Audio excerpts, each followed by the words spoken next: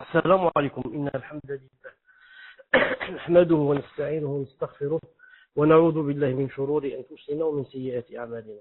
من يهده الله فلا مضل له ومن يضلله فلا هادي له، وأشهد أن لا إله إلا الله وحده لا شريك له، وأشهد أن محمدا صلى الله عليه وسلم عبده ورسوله. يا أيها الذين آمنوا اتقوا الله حق تقاته ولا تموتن إلا وأنتم مسلمون. يا أيها الناس اتقوا ربكم الذي خلقكم من نفس واحدة خلق منها زوجها وبث منهما رجالا كثيرا ونساء. اتقوا الله الذي تساءلون به والأرحام إن الله كان عليكم رقيبا. يا أيها الذين آمنوا اتقوا الله وقولوا قولا سديدا يصلح لكم أعمالكم ويغفر لكم ذنوبكم، ومن يطع الله ورسوله فقد فاز فوزا عظيما. ألا إن أصدق الكلام كلام الله، وخير الهدي هدي محمد عليه الصلاة والسلام، وشر الأمور محدثاتها وكل محدثة بدعة وكل بدعة ضلالة وكل ضلالة في النار. حياكم الله تعالى. Donc en cette soirée du lundi 23 Rabi' Thani 1437 de l'Hégire, soit le 1er février 2016, bi'idhnillahi ta'ala. Donc le mal et le remède, cours numéro 44. Cours numéro 44. Les cours, Inch'Allah Ta'ala, commencent dorénavant. Ce n'est pas 18h30, mais c'est plutôt vers 18h45 jusqu'à 19h. Maintenant, ça va monter davantage. Donc, ce n'est pas 18h30. Donc, aujourd'hui, le titre d'aujourd'hui, l'intimité recèle la perfection de l'amour. Page 259. L'intimité recèle la perfection de l'amour. Donc, on va parler maintenant du dernier degré de l'amour. Avant cela, comme petite révision, on va citer les 6 autres qui l'ont précédé, les 6 degrés de l'amour. Le premier, c'est le lien. Le deuxième, c'est le penchant. Le troisième, c'est l'attachement. Le quatrième, c'est l'amour fou. Le cinquième, c'est le désir. Ensuite, le sixième,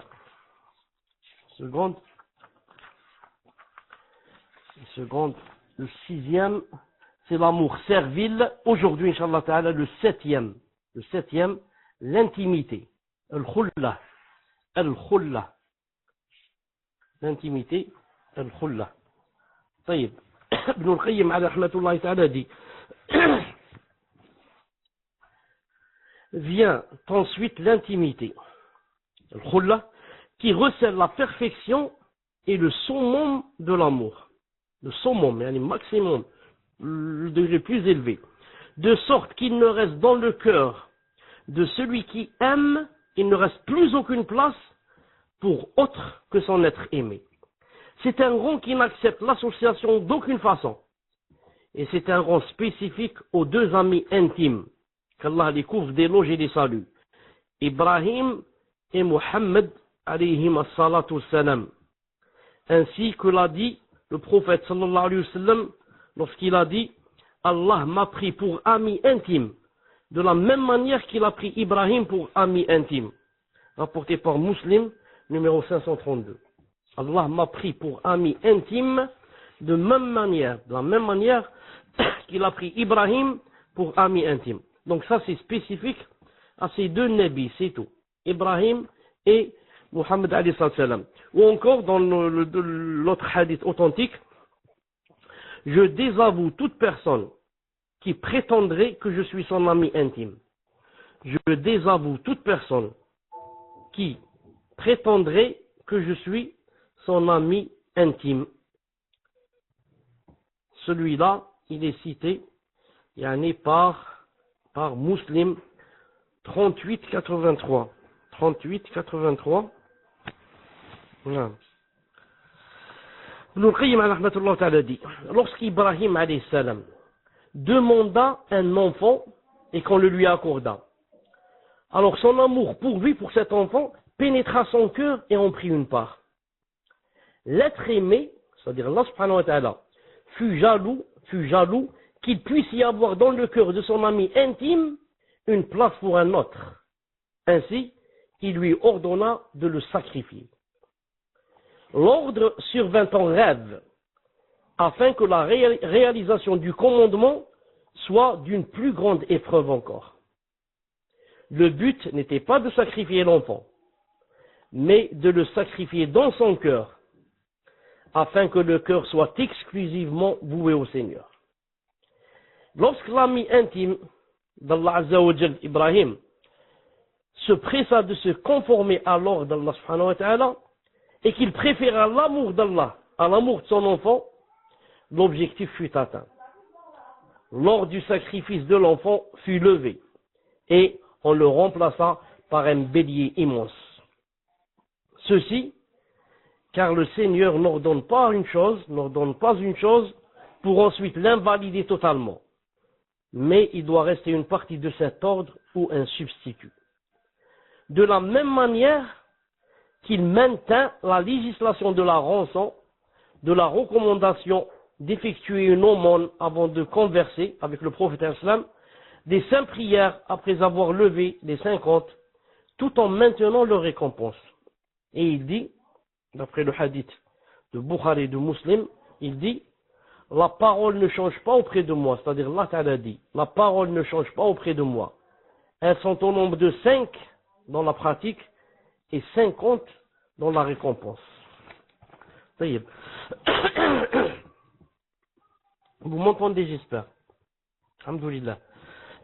Ici, c'est très important ce qu'il a dit. C'est très important ce qu'il a dit. Il a dit, lorsqu'Ibrahim demanda un enfant et qu'on le lui accorda, son amour pour lui, pour Ibrahim, son amour pour son enfant, pénétra son cœur et en prit une part. Alors l'être aimé fut jaloux qu'il puisse y avoir dans le cœur de son ami intime une place pour un autre. Alors il lui ordonna de le sacrifier. Un peu plus bas il dit, le but n'était pas de sacrifier l'enfant, mais de le sacrifier dans son cœur afin que le cœur soit exclusivement voué au Seigneur. C'est pour ça que lorsque l'ami intime d'Allah se pressa et se hâta de se conformer à l'ordre et qu'il préféra l'amour d'Allah à l'amour de son enfant, alors l'objectif fut atteint et l'ordre du sacrifice de l'enfant fut abrogé. Ça y est. Et on le remplaça par un bélier immense. Subhanallah al-Azim. Non. Donc ça c'est dire que quoi? Dire que, comme il a dit au début, il a dit, je crois qu'on l'a lu, il a dit, al-khulla, c'est-à-dire l'intimité, c'est quoi? Ça recèle la perfection et le summum de l'amour de sorte qu'il ne reste dans le cœur de celui qui aime, il ne reste plus aucune place pour autre que son être aimé. Naam, ni enfant, ni rien, ni épouse, ni père, ni rien. Ça devient l'amour intime. Ça devient l'amour intime.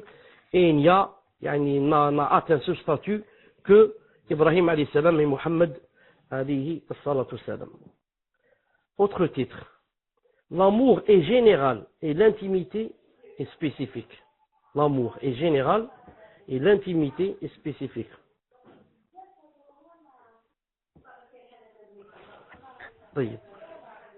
Quant à ce que certaines personnes,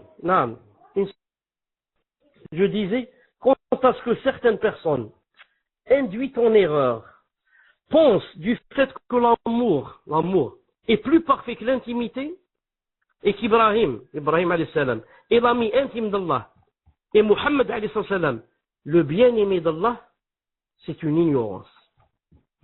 Beaucoup croient comme ça. Beaucoup. Beaucoup croient comme ça. Ils disent de Muhammad alayhi salam, qu'est-ce qu'ils disent? Habibullah. Surtout ça se trouve beaucoup chez les Égyptiens. Muhammad Habibullah. Non, quand tu dis Habibullah, tu as dégradé, tu as dévalorisé le prophète sallallahu alayhi wa sallam. Parce que lui, il est l'intime, il n'est pas le Habib. Habib, c'est nous tous, Habibullah. Mais être intime d'Allah, c'est ça, le statut du prophète alayhi salam. Il dit ici, c'est une ignorance. Pourquoi? Ceci, car l'amour est général et l'intimité est spécifique.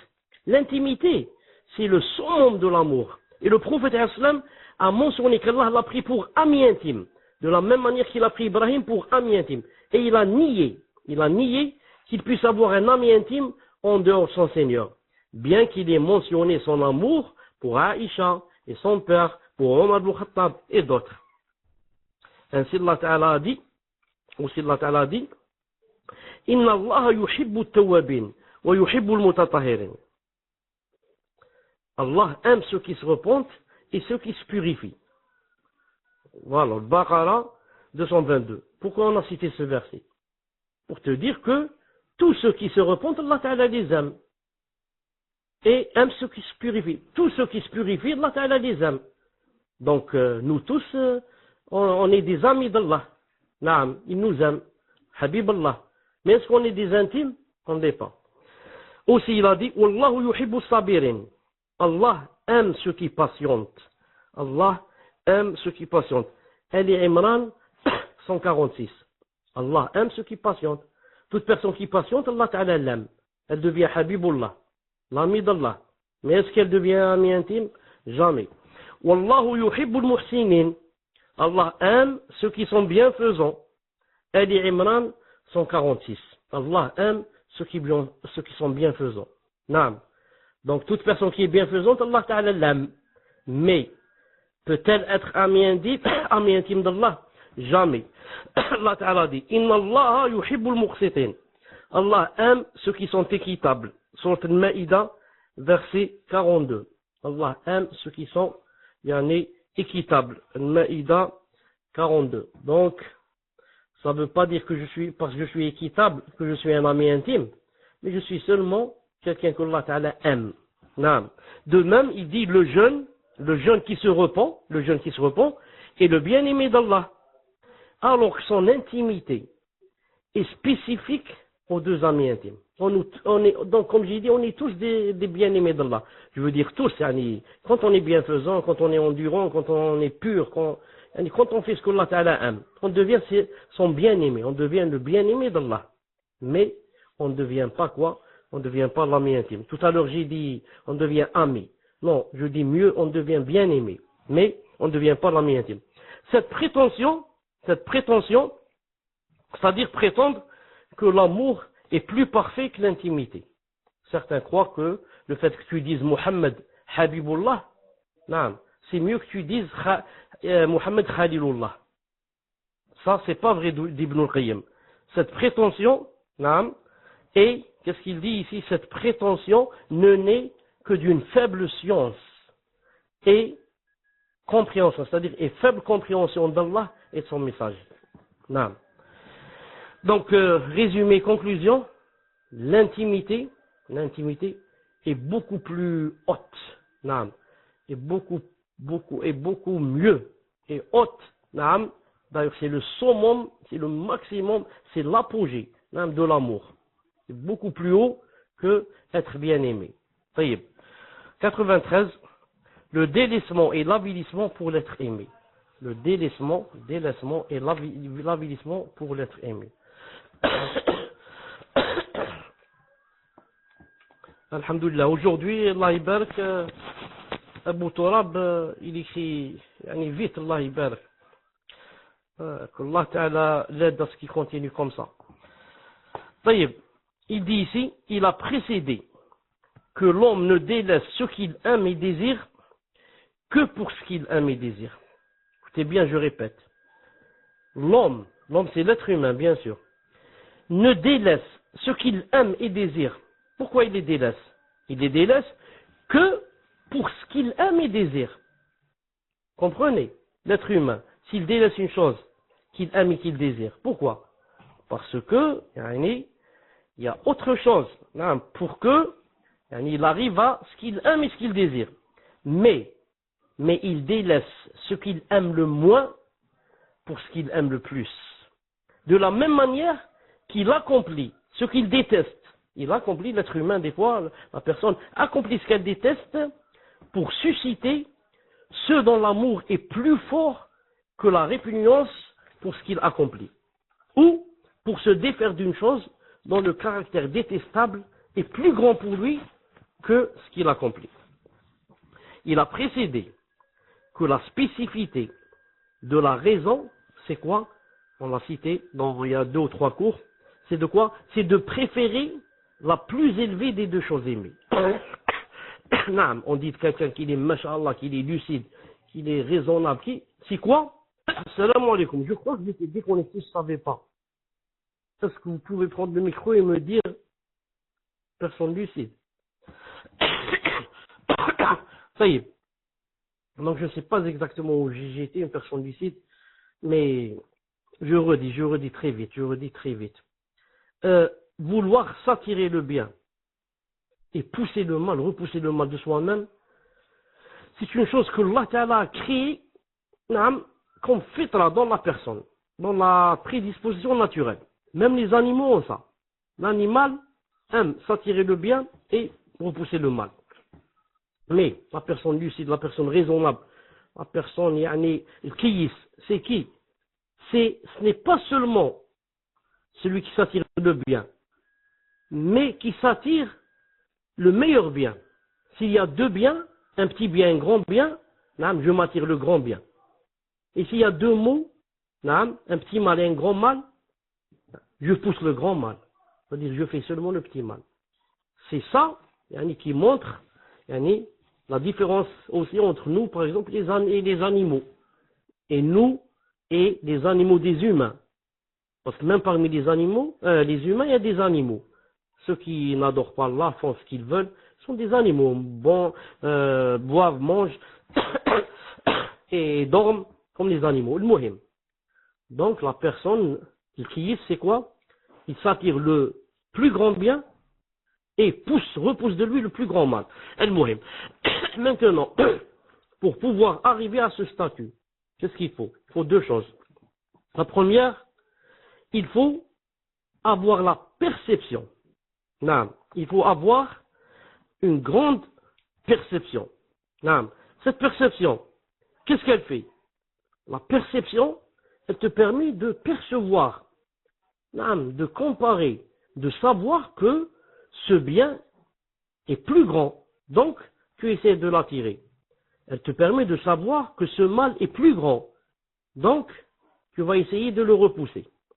Donc, celui qui n'a pas la perception, comment il peut percevoir des choses si c'est un fou ou bien quelqu'un, un drogué ou je ne sais qui? Il faut quelqu'un qui ait de la perception. Et cette perception, elle s'accentue, devient plus forte. Quand est-ce? Quand on a du ilm. Plus on a du ilm dans la religion, plus cette perception, elle nous permet vite de savoir quel est le plus grand mal pour le repousser, quel est le meilleur bien, le plus grand bien pour l'attirer. Ça, c'est la première des choses. Et la deuxième des choses, qu'est-ce qu'il nous faut? Il nous faut le courage du cœur. Tu peux avoir la perception et être impuissant de cœur, avoir un cœur malade et faible qui ne peut rien faire. Ton âme est faible. Tu sais que ça, c'est un grand bien et tu le laisses passer. Tu dis, moi je m'en fous. Moi je cherche pas ça. Moi l'essentiel c'est que, je prends mon joint, je remplis ma tête et je m'endors. Je cherche pas autre chose. Tu laisses le grand bien passer. Et tu sais aussi quoi? Des fois, tu sais que le grand mal, c'est dans cette chose. Si tu fais ça, c'est un grand mal. Et si tu fais ça, c'est un petit mal. Normalement, fais le petit mal si tu es obligé de faire l'un des deux. Non. Il sait que ça, c'est un grand mal et il le fait. Non. Pourquoi? Il n'a pas la force du cœur pour le repousser. C'est un peu comme le drogué. Il sait que la drogue, c'est sa perte. Et il sait très bien. Il sait que la cigarette, c'est moindre mal comparé à la drogue. Mais, il fume la drogue ou il boit la drogue ou je ne sais pas quoi. Donc, malgré qu'il a la perception, il n'a pas le courage du cœur. Donc, il faut deux choses. La perception et le courage du cœur. Il dit ici, non, il dit ici, voilà, cela ne peut être réalisé qu'à travers deux choses, la force de la perception et le courage du cœur. Car le manquement à cela et l'accomplissement de ce qui s'y oppose naît soit d'une faiblesse de perception, ainsi, alors, il ne perçoit pas les degrés de ce qui est aimé et détesté tels qu'ils sont, ou alors, soit d'une faiblesse d'âme et d'une impuissance du cœur, si bien qu'il ne s'accorde pas sur la priorité donnée à ce qu'il sait être meilleur. Si sa perception est correcte que son âme a la force et son cœur a le courage de choisir ce qui est le plus aimé et le moins détestable, on lui aura accordé les moyens de parvenir au succès. On lui aura, c'est-à-dire Allah Ta'ala, s'il donne à une personne une perception correcte et lui donne la force de son cœur pour pouvoir choisir ce qui est plus aimé et moins détestable, alors Allah Ta'ala lui a donné les moyens pour le faire parvenir au succès bi'idhnillahi ta'ala. Il est des gens, ça veut dire il y a des gens, il est des gens dont le pouvoir de leur désir est plus fort que le pouvoir de leur raison et de leur foi. Subhanallah al-Azim. Non, mais c'est vrai. Donc il y a des gens dont le pouvoir de leur désir et de leur passion est plus fort que le pouvoir de leur raison et de leur foi. Ainsi, le fort domine le faible. Et d'autres personnes, dont le pouvoir de la foi et de la raison est plus fort que le pouvoir de leur désir. C'est ça, c'est comme ça qu'on demande à Allah Ta'ala qu'on soit et qu'il fasse de nous. Donc, on voudrait être la deuxième catégorie. C'est-à-dire, on voudrait avoir le pouvoir de la foi et de la raison plus fort en nous que le pouvoir du désir et des passions. Nombre de malades, écoutez, nombre de malades se voient ordonnés par le médecin de s'abstenir de ce qui leur nuit, mais leur âme et leur passion veulent le consommer. Alors ils préfèrent leur passion à leur raison. Et les médecins les nomment les dénués de bienséance. Donc, vous avez bien entendu ce qu'il a dit. Nombre de malades se voient ordonnés par le médecin de s'abstenir de ce qui leur nuit. Le médecin leur dit attention, par exemple, à la cigarette. Attention, par exemple, au café noir. Attention au piment, par exemple.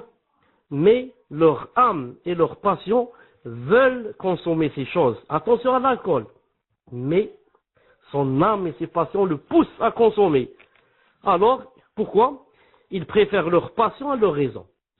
Donc ce malade-là, par exemple, quand il fait ça, ce que lui a interdit le médecin, il sait que c'est interdit et que ça mène à sa perte. Mais pourquoi il le fait? Sa passion a dominé sa raison. Sa passion a dominé sa raison. Il en est de même pour la plupart des malades du cœur qui préfèrent ce qui augmente leur mal en raison de leur désir pour cette chose. Il en est de même pour la plupart des malades du cœur. Malade du cœur. C'est pas malade du cœur, c'est-à-dire il a quelque chose dans le cœur, c'est-à-dire il va aller chez le cardiologue. Non, malade du cœur. Vous savez les maladies du cœur, le hasad, l'hypocrisie, ria, ceci, cela. Il a dit qu'ils préfèrent ce qui augmente leur mal. Pourquoi? En raison de leur désir pour cette chose. Et bien sûr, tout ça c'est compris en bulle, pour dire que, comment la personne,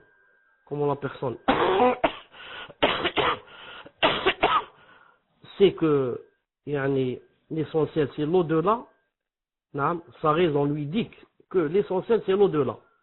Mais sa passion le pousse à quoi? À délaisser l'au-delà et à assouvir les passions de ce bas monde. C'est celui-là le vrai malade.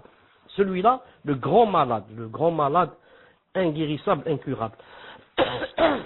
Il dit ici, le fondement du mal réside dans la faiblesse de la perception. La faiblesse de l'âme et sa bassesse. C'est ça le fondement du mal. Le fondement du mal se trouve dans deux choses. La faiblesse de la perception. Tu n'as pas une grande perception. La perception est faible, le discernement est faible. Tu ne peux pas discerner entre le mal et le bien. Et si tu discernes entre le mal et le bien, tu ne peux pas discerner entre les deux grands mots.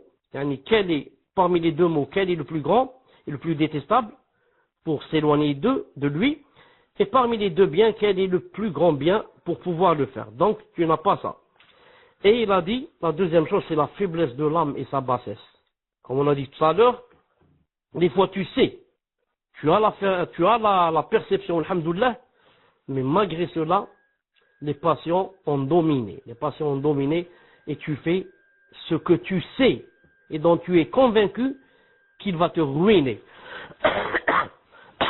À l'opposé maintenant, à l'opposé, le fondement du bien réside dans quoi? Réside dans la perfection de la perception. La perfection de la perception. Et la force de l'âme, sa noblesse et son courage. C'est-à-dire l'opposé. Je répète, à l'opposé, le fondement du bien et de tout bien réside dans la perfection de la perception.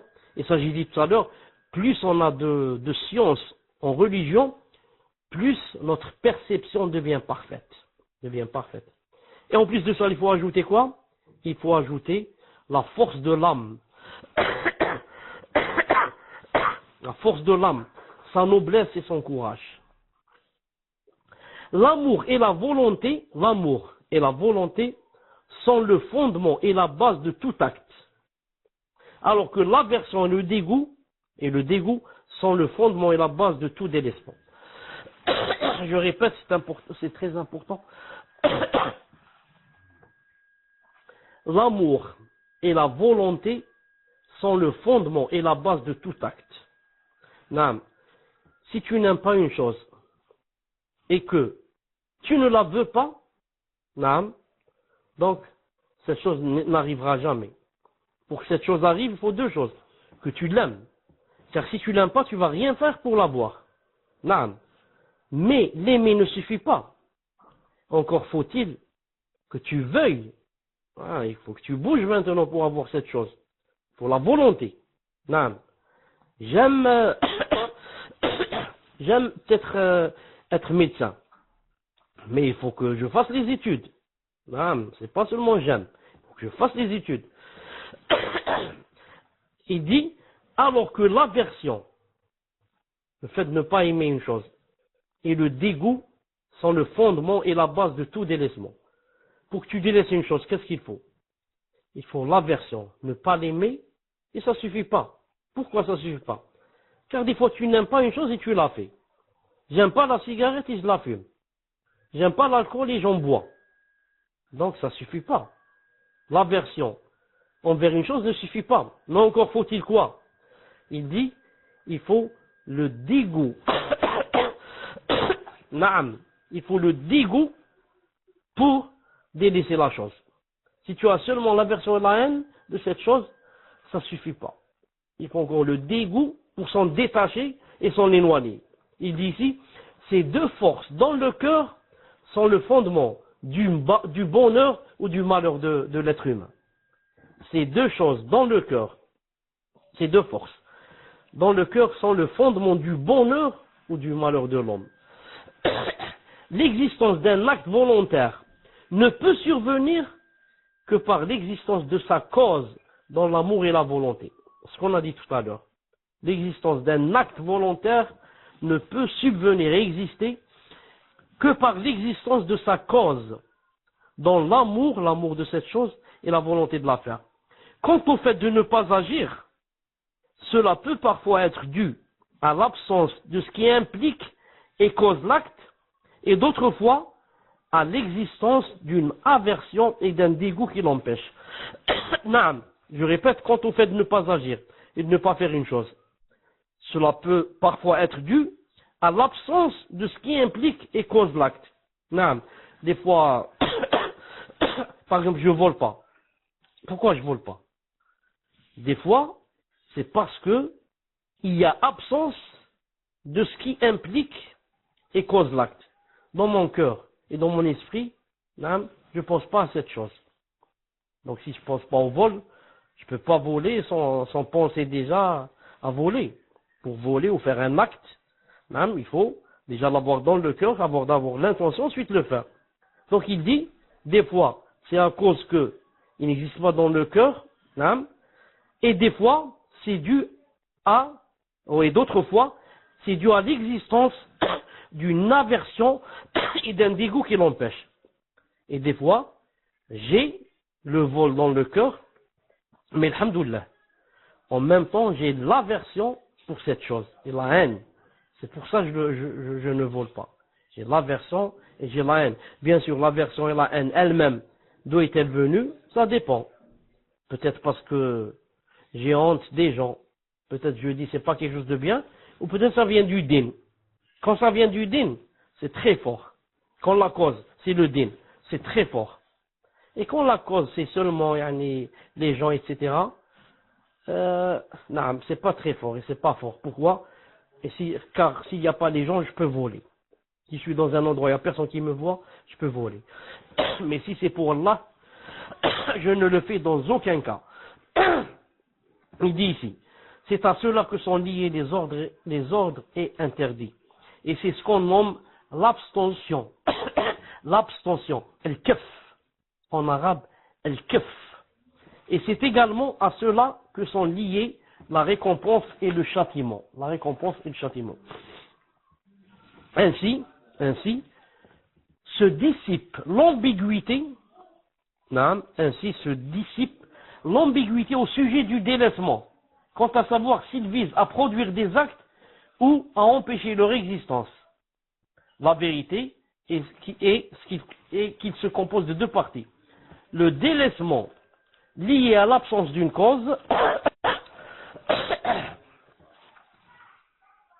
il dit, le délaissement lié à l'absence d'une cause vise à empêcher son existence, et celui qui est lié à une cause, empêchant la survenue de l'acte, vise à produire des actes.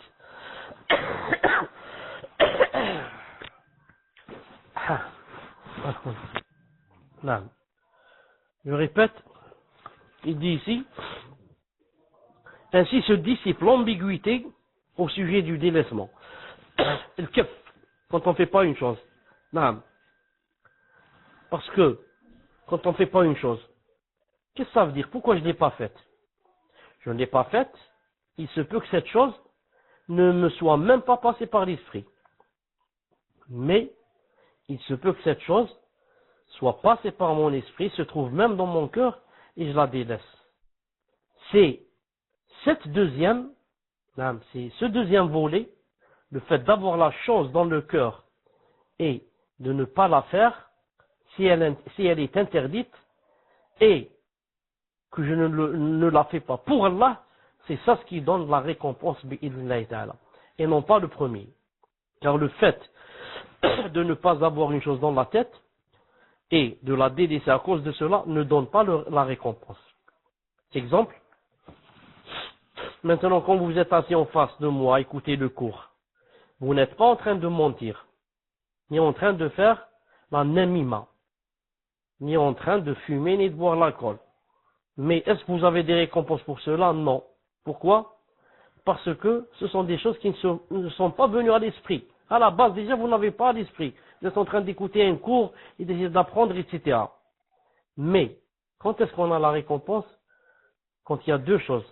Il faut que cette chose te vienne à l'esprit, ensuite que tu la laisses pour Allah subhanahu wa ta'ala. C'est-à-dire, avant de t'asseoir pour venir au cours, tu as dit, je vais, enfin pas vous, une personne dit, je vais faire un haram. Ensuite, elle dit non, je ne fais pas le haram. Et ça ne suffit pas pour avoir la récompense. Mais encore faut-elle qu'elle dise, je ne fais pas le haram pour Allah Ta'ala. Allah Ta'ala l'a interdit et n'aime pas qu'on le fasse.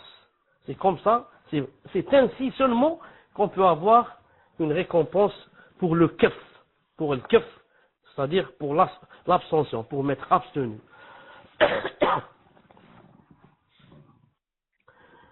Enfin, dernier chapitre pour aujourd'hui, l'acte et le délaissement volontaire.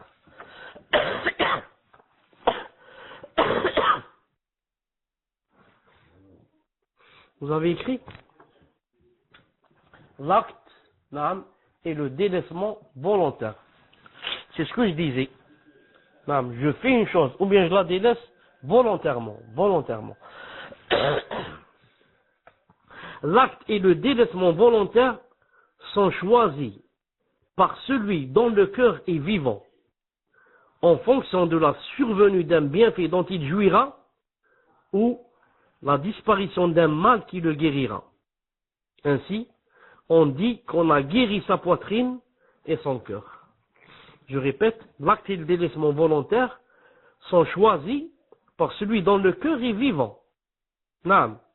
En fonction de quoi? En fonction de la survenue d'un bienfait dont il va jouir, ou la disparition d'un mal qui va le guérir. Ainsi on dit qu'on a guéri sa poitrine et son cœur. Le poète a dit, elle est mon remède contre le mal qui me ronge, si seulement je pouvais l'obtenir. Hélas, il n'est pas de remède qui puisse me guérir de l'amour que j'éprouve pour elle. C'est une chose que choisit l'homme sensé.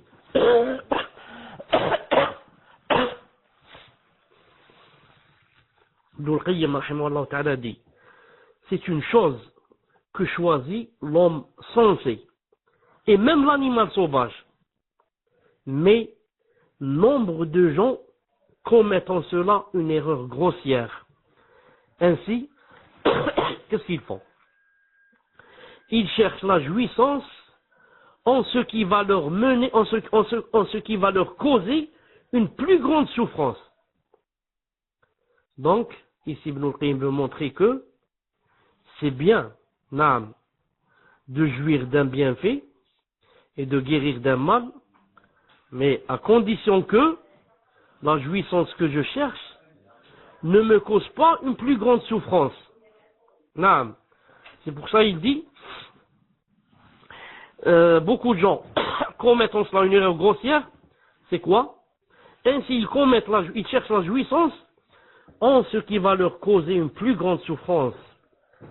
Ils font souffrir leur âme en pensant leur apporter jouissance. Et ils soignent leur cœur par quoi? Parce qu'il va causer le plus grand mal. Il dit, c'est la condition, c'est l'exemple de celui dont le regard se borne à la vie d'ici-bas, sans prendre en considération les conséquences. Alors que la spécificité de la raison, c'est quoi? C'est de considérer les conséquences. C'est ça celui qui raisonne vraiment, le mu'min, le croyant, le lucide. Ce n'est pas seulement faire la chose, mais voir ce qu'on appelle en arabe le ma'alat, voir les conséquences. Quand je vais faire cette chose, ça va donner quoi? Qu'est-ce qui va en découler? C'est bien de fumer la cigarette à l'instant où on fume, mais dans 20 ans, si je vais faire une radio, comment qu'on va trouver mon foie? On va le trouver noir comme du charbon. Le foie noir comme du charbon. Ça, c'est seulement la cigarette. C'est pas la peine de parler ceux qui fument la drogue et l'alcool, etc., etc. On va voir le foie brûlé. Donc, il faut voir les conséquences. Il dit ici, l'homme le plus sensé. L'homme le plus sensé. Poumon. J'ai dit foie. Poumon. Ça, c'est des poumons. Barakallahu fi. C'est des poumons. L'homme le plus sensé, c'est qui? C'est celui qui préfère sa jouissance et son repos dans la vie future et éternelle à ceux éphémères de la vie présente. Je répète, l'homme le plus sensé, c'est qui? C'est celui qui préfère sa jouissance et son repos dans la vie future et éternelle plutôt qu'aux jouissances éphémères de la vie présente, éphémères, fugaces, qui ne durent pas, juste un instant, et ça part. Le plus sot des hommes, ça c'était le plus sensé des hommes. Au contraire, à l'opposé, le plus sot des hommes, le plus sot, c'est qui? Et celui qui vend les délices éternelles, la bonne vie éternelle et la jouissance suprême qui ne comporte ni désappointement, ni aucune imperfection, ils vont tout ça pourquoi?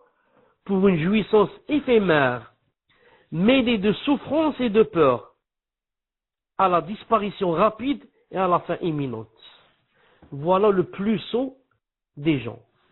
Celui qui voit ne voit pas plus loin que le bout de son nez. Naam. Tu lui dis, regarde, Allah Ta'ala te fait choisir entre deux choses. Tu vis une vie éternelle. où tout ce que tu souhaites, il vient à l'instant même. Bien sûr, on parle du paradis. Tu vis, yani, une vie qui ne se termine jamais. Éternelle, sempiternelle. C'est pas seulement éternel, sempiternel. Naam, tu as tout ce que tu veux, tout ce que tu désires, tout ce que tu souhaites, il sera à côté de toi. Alors, mais Allah Ta'ala t'a fait choisir, il te dit, si tu veux ce qu'on vient de citer maintenant, alors il ne faut pas s'accrocher à cette vie, à ce bas monde. Il faut en faire de ce bas monde juste, yani, quelque chose, yani, comme un pont pour traverser et aller de l'autre côté. Alors le plus sensé, c'est celui qui va choisir l'au-delà. Et le plus sot, il dit non, ce qui m'intéresse c'est de vivre aujourd'hui. Même si les jouissances qu'il y a dans ce bas monde sont mêlées de souffrance et de peur et de malheur et d'angoisse, il choisit le bas monde. Et tu lui dis, écoute, il y a beaucoup mieux que cela dans l'au-delà. Yani, c'est pur, c'est pas mêlé de souffrance, de peur, d'angoisse, rien. Tu dis non, moi je lâche pas ce que j'ai dans ma main pour aller chercher ce qu'il y a dans un trou, ou quelque chose comme ça. Je lâche pas maintenant la vie qui est là devant moi, et qui me sourit, et je la laisse, et je vais attendre dans 50 ans ou 60 ans quand je meurs pour avoir tout ça. Donc vous voyez le sot comment qu'il pense. C'est comme ça qu'il pense. Mais l'homme sensé, il dit ma'alish, j'ai la conviction qu'il y a tout ça dans l'au-delà, ma'alish, je patiente ici, je patiente du peu, je vis avec le peu. Ma'alish, j'accepte. Il dit, un savant a dit,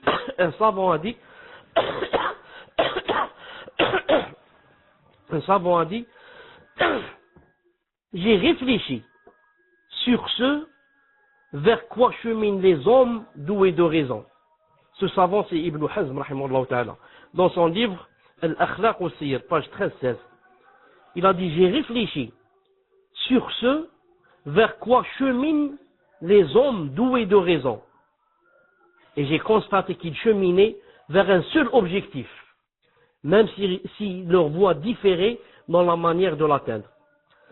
J'ai constaté que tous, il parle des hommes doués de raison, tous essayaient de repousser les soucis et angoisses, l'un par la nourriture et la boisson, un autre par le commerce et les biens, un autre encore par le mariage, d'autres encore en écoutant des instruments et voix mélodieuses, ou encore par la frivolité et le jeu.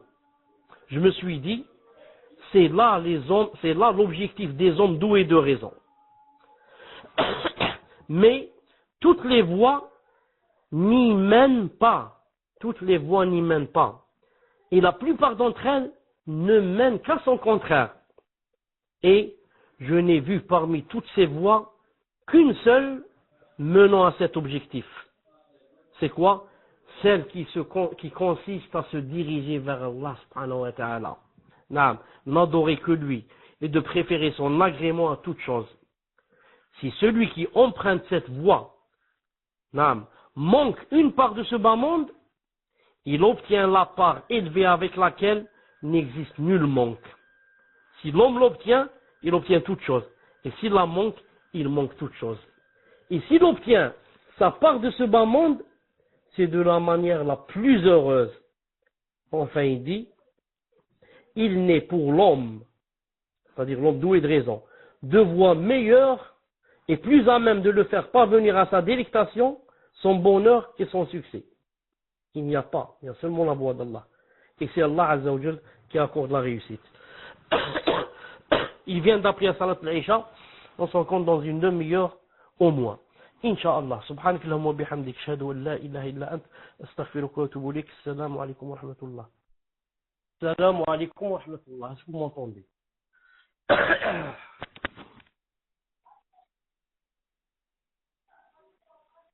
Alhamdulillah. Donc, Mahmoud, est-ce que vous êtes prêt pour les questions? Vous êtes prêts?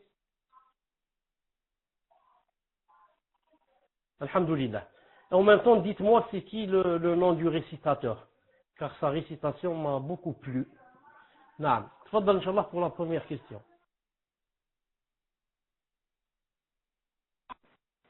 Wa alaykoum assalam wa rahmatullahi wa barakatuh, ya Cheikh. Donc nous allons passer à la première question. Question d'une sœur qui demande qu'Allah vous préserve, ya Cheikh, et vous récompense pour le temps que vous consacrez à la communauté. Amin. Je souhaite te poser une question sur un cours précédent. Un frère consomme le narguilé, la chicha, et l'achète avec les intérêts perçus de la banque. Qu'en est-il de la gravité de son péché? Comment se repentir de cette situation? Doit-il sortir les intérêts malgré le fait que l'argent a été dépensé? Barakallahu fikum, ya Cheikh. Donc, déjà dans cette question, il y a trois questions. Donc, ya Cheikh, soit vous répondez à la première question, ou soit vous répondez aux trois questions, mais on avait dit une question par personne. Barakallahu fikum. Tfadal, ya Cheikh. Donc, un frère consomme le narguilé, la chicha, et l'achète avec les intérêts perçus de la banque. Qu'en est-il de la gravité de son péché? Comment se repentir? Il doit sortir ses intérêts malgré le fait que l'argent a été dépensé.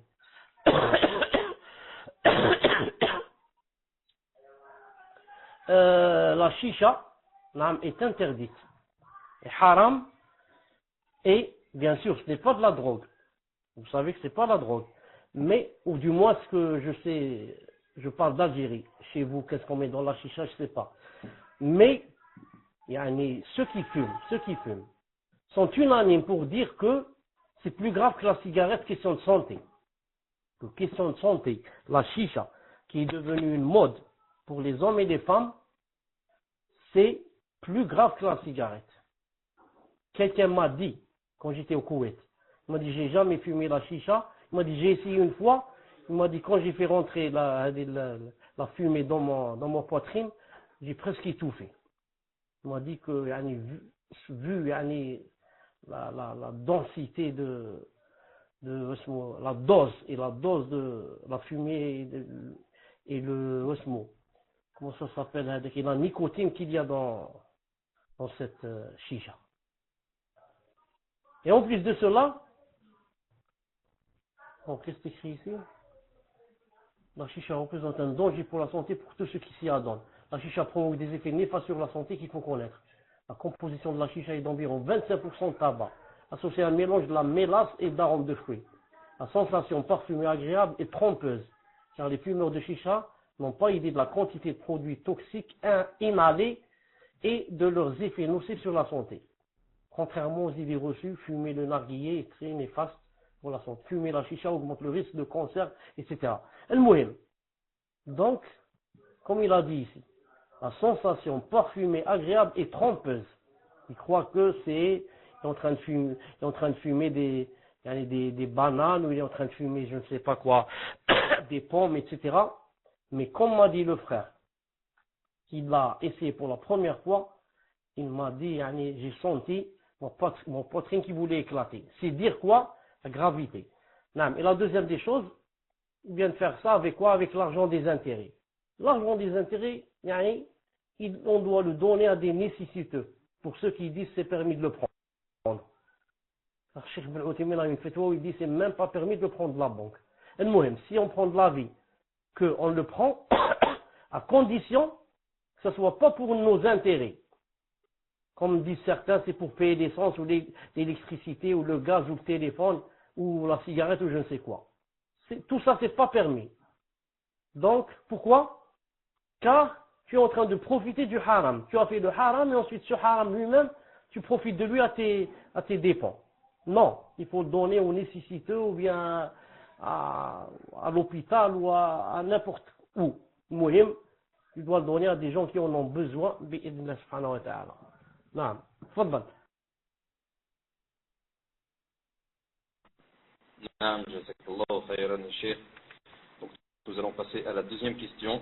Question d'un frère qui demande, Cheikh, lorsque l'on dit que le prophète sallallahu alayhi wa sallam est l'ami intime d'Allah, azza wa jal, y a-t-il une explication à cette parole ou est-il interdit de demander le comment ou de faire une comparaison? Jazakallahu khayran. Fadal Cheikh, wa barakallahu fi.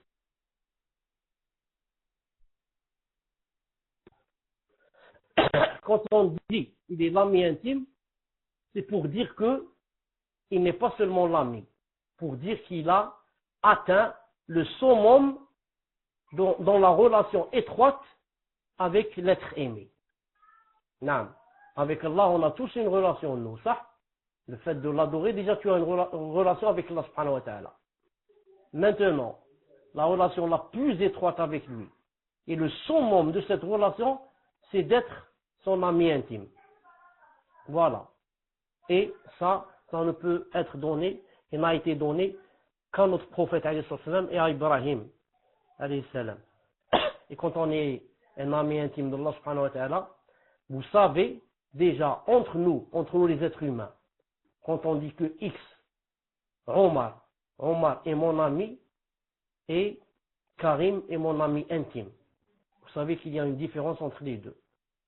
Qu'en est-il donc par rapport à Allah subhanahu wa ta'ala? Mais donner plus de détails, ce n'est pas de notre ressort. Tfadal.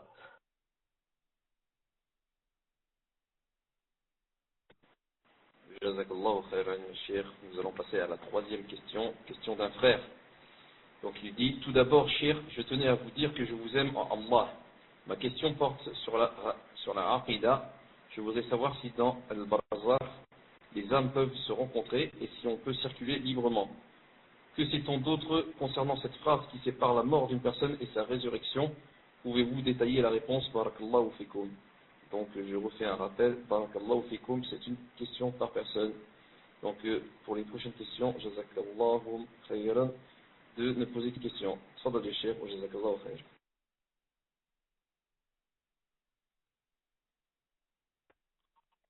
Donc je dis à cette personne, Ahabbak Allah, Ahabbak alladhi ahbabtani lahu. Donc, puisse t'aimer celui qui tu m'as aimé en lui. Et si jamais, un jour je rencontre cette personne qui m'a dit cette phrase, je vais l'éprouver et la tester. Je vais rentrer directement ma main dans sa poche et prendre l'argent qu'il a et je vais voir s'il va me laisser les prendre parce que quand on aime quelqu'un, Allah subhanahu wa ta'ala, vraiment, on aime plus que nous-mêmes. Qu'est-ce qu'il dit? Je me suis trompé, j'ai dit phrase et c'est phrase. Bon, donc je lis maintenant la question. Je tenais à vous dire que je vous amende là. Ça, j'ai répondu. Ma question porte sur la Aqidah. Je voudrais savoir si dans le Barzakh, les âmes peuvent se rencontrer et si on peut circuler librement. Que sait-on d'autre concernant cette phase qui sépare la mort d'une personne et sa résurrection? Pouvez-vous détailler? Inch'Allah ta'ala. Donc je dis d'après ce que Allah subhanahu wa ta'ala m'a appris. Quand on meurt, et qu'on est dans le barzakh, c'est-à-dire entre cette vie et l'au-delà. C'est ça le barzakh, c'est la barrière. C'est-à-dire quand on est dans la tombe, des fois, on est dans la tombe pour répondre aux questions, etc., et pour voir sa place, etc. Et des fois, on est dans le paradis si on est quelqu'un de bien. Et si on est dans le paradis, on ne l'est pas avec le corps, on l'est avec l'âme, comme dans le hadith authentique, que nos âmes vont être mises dans des volatiles, comme des poules ou des autruches ou je ne sais quoi exactement. Allah Ta'ala va mettre les âmes de ceux qui vont entrer au paradis, va les mettre dans ces volatiles et ces oiseaux, qu'est-ce qu'ils font? Ils mangent des arbres des paradis, des fruits des paradis, comme a dit le prophète sallallahu alayhi wa sallam dans un hadith authentique. Et de même qu'il a dit pour les martyrs qui seront dans des volatiles, mais de couleur verte. Il a ajouté la couleur verte. Et que le soir, ils vont aller sous le trône d'Allah subhanahu wa ta'ala. Et le moyen, ça c'est pour qui? C'est pour les croyants en général et les volatiles en vert pour les martyrs en particulier. N'empêche, comme dit l'imam Malik rahimahullah ta'ala, que des fois l'âme est dans le paradis et des fois elle est où? Des fois elle est dans la tombe. Il a dit, ça monte et ça descend, comme ça. Naam. Et Cheikh Al-Albani rahimahullah ta'ala a dit d'un hadith qu'il était Hassan. Hassan, c'est-à-dire bon. Comme quoi, quand on meurt, que les âmes se rencontrent. Et ça, c'est l'avis de beaucoup de savants. Les âmes se rencontrent. Et il a cité un hadith où il est dit que quand la personne meurt et que les anges commencent à monter avec l'âme de la personne jusqu'ils arrivent au premier ciel, quand ils rentrent dans le premier ciel, il a dit que les âmes des croyants, si cette personne est croyante, ils vont l'accueillir. Ils vont même commencer à lui poser des questions. Il a dit jusqu'à ce que les anges disent aux autres âmes qui l'avaient précédé, ils lui disent laissez-la, laissez cette âme se reposer, elle vient juste de quitter le bas monde, laissez-la se reposer. Non, comme ça ils lui disent. Et il a rapporté le hadith où il a dit commence à lui poser des questions, comment as-tu laissé X, comment as-tu laissé Y. On a dit au point, on va lui demander est-ce que X ou Y s'est marié. Subhanallah al-Azim. C'est-à-dire une personne qui connaissait une personne non mariée, ensuite cette personne est morte. Alors maintenant elle profite de demander à cette personne qui la connaît, elle lui dit est-ce que X est marié. Subhanallah al-Azim, le mariage, comment c'est important. Il a dit jusqu'à ce qu'il lui demande, et X, comment va-t-il? Alors la personne qui vient de décéder répondra, X, tu dis X, comment va-t-il? Pourquoi? X n'est pas avec vous, ça fait longtemps qu'il est mort. Ah, alors la personne qui a posé, l'âme qui a posé la question dira, ah, donc, il est chez, il a été de l'autre côté. Donc, celui-là, que Allah Ta'ala nous préserve, donc il a été emmené, du côté des kuffars. Donc il est du côté des gens du feu. Non. Donc ces croyants-là ne savent pas qu'il est mort. Non. Pourquoi? Parce que, comme vous savez que le kafir, quand on veut le faire montrer, on va le faire monter pour le faire monter vers Allah subhanahu wa ta'ala, que déjà dans le premier ciel, quand il frappe à la porte, on ne lui ouvre pas. Et quand on va pas lui ouvrir, on va le jeter de là-bas, on va le jeter du ciel, comme on l'a cité plusieurs fois. Donc les croyants, leurs âmes ne savent pas que cette personne est déjà morte. On dit celles qui sont enterrées à côté ou pas forcément. Je n'ai pas compris cette phrase. Je n'ai pas compris qu'est-ce que ça veut dire cette phrase.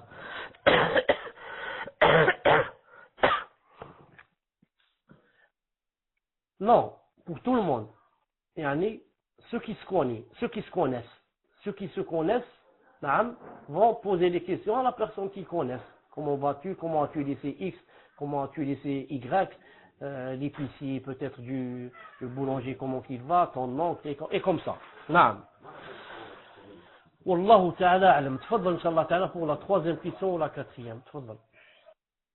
Jazakallahu khayran, ya Cheikh. Nous allons passer à la quatrième question. Question d'une sœur qui demande qu'Allah vous récompense, ya Cheikh. Dans un précédent cours, vous avez expliqué le grand bénéfice de faire le plus d'actes surérogatoires pour une personne qui souhaite jeûner le plus possible pour se faire pardonner et combattre son nafs.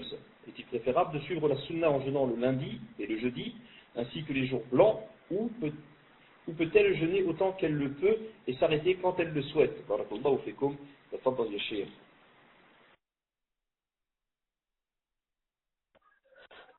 Avant de répondre à cette question, je viens de me rappeler une chose ou deux choses. Non, parce que des fois j'ai dans la tête de dire des choses, ensuite j'oublie. Et au moins il le shaitan comme on dit. La première des choses, c'est par rapport il y a 2 jours, c'est-à-dire le cours passé samedi, il y a 2 jours de cela. À la fin du cours, je vous avais mis un lien pour une vidéo d'une sœur qui parlait sur le livre Le mal et le remède et qui expliquait comment elle prenait des notes, etc. J'ai oublié de vous dire que moi dans ma vidéo j'ai pas vu ça, mais quelqu'un m'a dit que quand je suis arrivé à expliquer, j'ai expliqué le nom de Ibn al-Qayyim rahimahullah ta'ala, et j'ai dit Ibn al-Qayyim al-Jawziyya, et Jawziyya, j'avais dit c'est un arbre, et plus spécialement c'était l'amandier, ça donne des amandes de Jawz. On m'a dit qu'une sœur a dit à cette sœur que j'avais fait une confusion, et que le Jawziyya, c'est pas l'amandier, car il y a l'Auz et il y a le Jawz. Et l'Auz, c'est ça les amandes et l'amandier. Mais son nom ici, c'est le Jawziyya. Le Jawz, c'est pas l'Auz. Et le Jawz, c'est les noix. Donc l'arbre, c'est le noyer. Et ce n'est pas, l'amandier. Ma soeur n'a pas dit noyer, mais a dit c'est les noix. Donc l'arbre, c'est le noyer et non pas l'amandier. Je dis à cette soeur, barakallahu fiki, jazakillahu khayran. Et pour toute personne qui trouve que j'ai fait une confusion, une faute ou là, de me ramener vers la vérité et le haqq bi'idhnahi ta'ala. Allah subhanahu wa ta'ala récompense cette sœur qui a su que j'ai fait une confusion et nous a donné cette faïda. Barakallahu fiha. Et la deuxième des choses que j'ai oublié de dire, c'était que la vidéo, le lien que j'ai mis, c'était spécialement pour les sœurs et pas pour les frères. Mais j'ai oublié, qaddarallahu ma shafa'al, plusieurs fois je pense dire des choses et je les oublie. Naam. Donc, tfaddal inshallah ta'ala, je lis la question.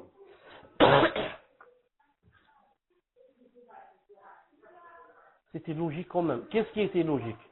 Que c'est pour les sœurs. Oui, mais j'ai oublié de le dire. Quand je mets un lien, quelle est la preuve que c'est seulement pour les sœurs? Il faut que je le dise. Non. المهم. Dans un cours précédent, vous avez expliqué le grand bénéfice de faire le plus d'actes surérogatoires. Pour une personne qui souhaite jeûner le plus possible, pour se faire pardonner et combattre son nefs. Est-il préférable de suivre la sunna en jeûnant lundi et jeudi, ainsi que les jours blancs, ou peut-être jeûner autant qu'elle le peut et s'arrêter quand elle souhaite, barakallahu fikum. Je dis, les deux c'est sunna. Si tu jeûnes lundi et jeudi, et les jours blancs, et Ashura, et Ayyam Dhul Hijjah par exemple, et qu'est-ce qu'il y a avec Ashura? Il y a quelque chose de très important. Arafat par exemple. Naam, voilà. Ça c'est sunna.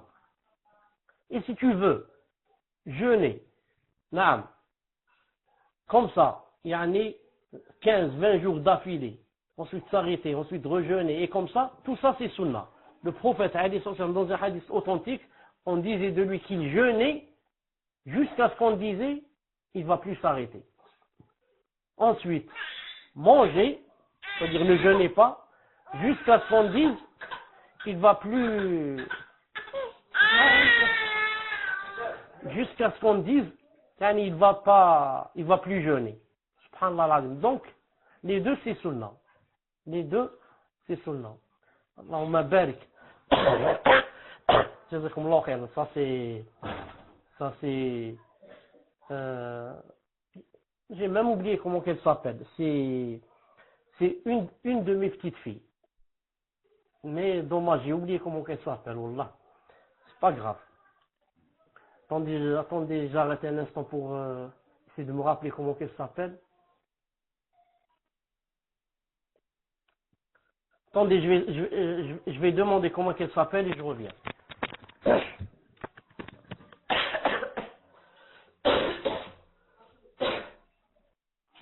Amina.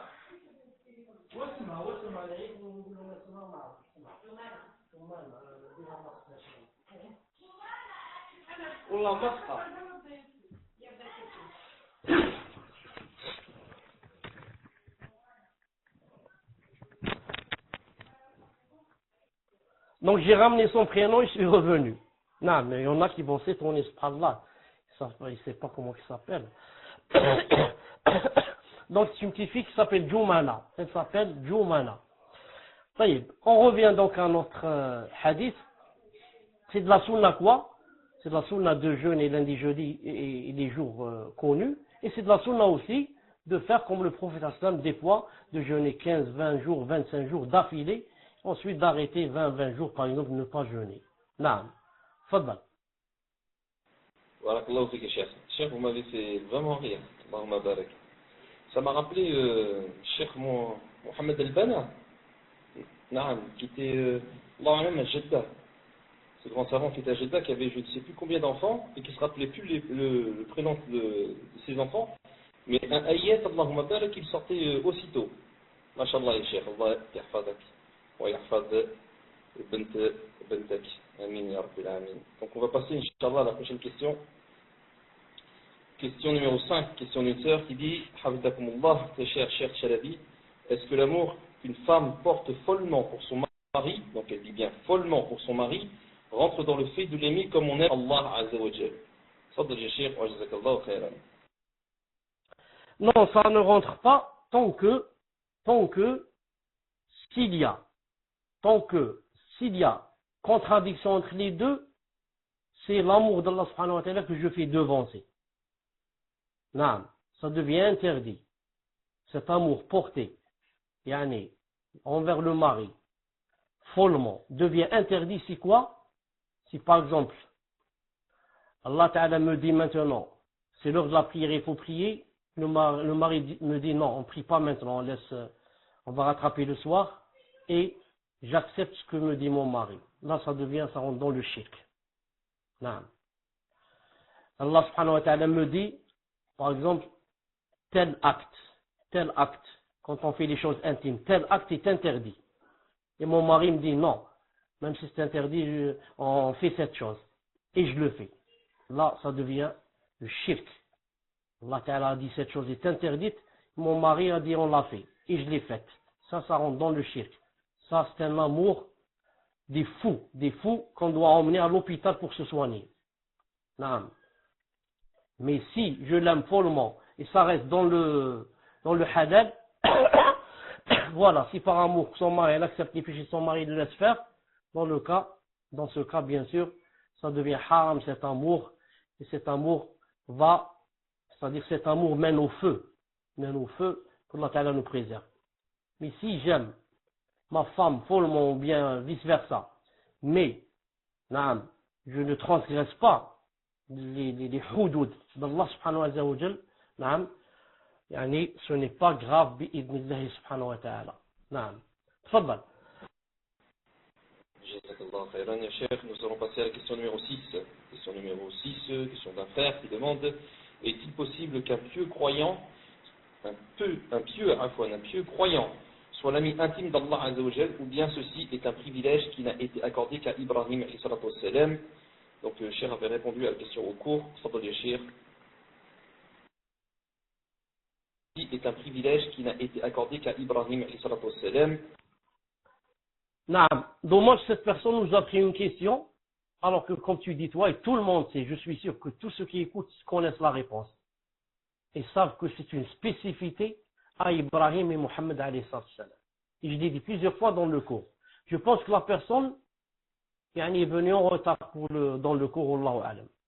Donc je dis, être intime d'Allah subhanahu wa ta'ala est une spécificité seulement pour Mohammed et Ibrahim alayhi salam.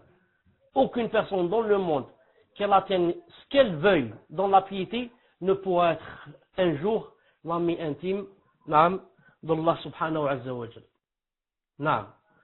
Tfaddal. C'est pour ça qu'on ne va pas compter cette question. On va dire qu'on est toujours à la 5e. Maintenant, c'est la 6e. Tfaddal. Cheikh, si vous me permettez, est-ce qu'une personne, lorsqu'elle sait ça, lorsqu'elle entend ça, est-ce qu'elle a le droit d'être triste, c'est-à-dire d'être triste dans le fait que elle ne pourra pas faire partie des amis intimes d'Allah Azza wa Jal?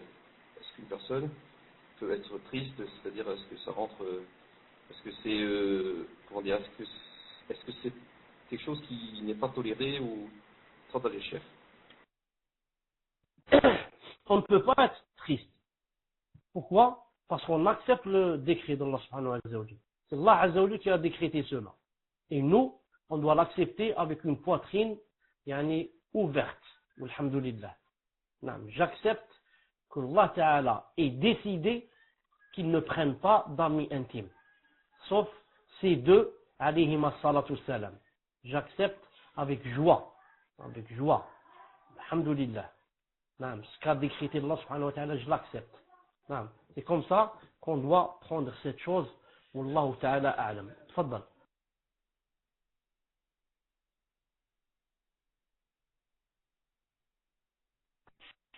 Jazakallahu khairan, ya Cheikh, barakallahu fik.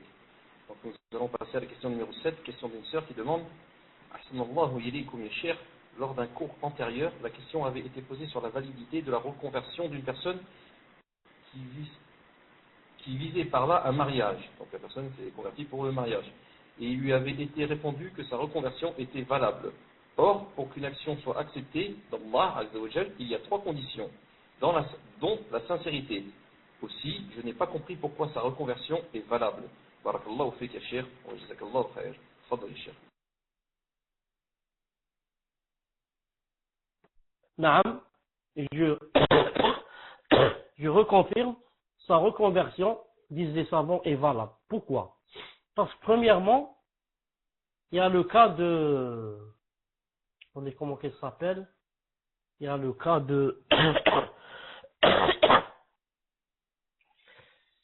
Abu Talha radiyallahu ta'ala anhu. Naam, je cherchais son épouse avec Sulaym, jazakallahu khair. Donc, il y a le cas de Abu Talha qui s'est reconverti spécialement pour Sulaym. Donc, on a déjà ça dans les salafs. Et deuxièmement, pourquoi c'est accepté? Parce que il n'y a pas une personne qui entre en islam avec une mauvaise intention sans que Allah Ta'ala ne lui change l'intention en bonne. C'est pour ça, beaucoup de salafs ont dit, on a demandé la science pas pour Allah. Ensuite, Allah n'a voulu que cette science revienne et devienne pour Allah et pour lui, Azza wa Jal. Quand quelqu'un demande il veut la conversion en islam, même si son but n'est pas vraiment l'islam, on le laisse. On lui ferme pas la porte. On lui dit pas, non, c'est pas accepté. Pourquoi? Parce que dès qu'il connaîtra l'islam, il sera obligé, soit d'apostasie ou l'iyadu billah, soit quoi? Soit de repousser la mauvaise intention et de la changer en bonne.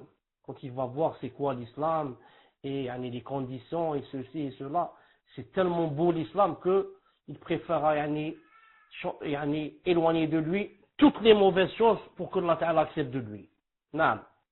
C'est pour ça que quand la personne dit que pour qu'il soit accepté, il faut l'intention, etc., on dit c'est vrai. Ça, c'est s'il meurt comme ça. S'il rentre avec une mauvaise intention et il continuera ainsi jusqu'à mourir.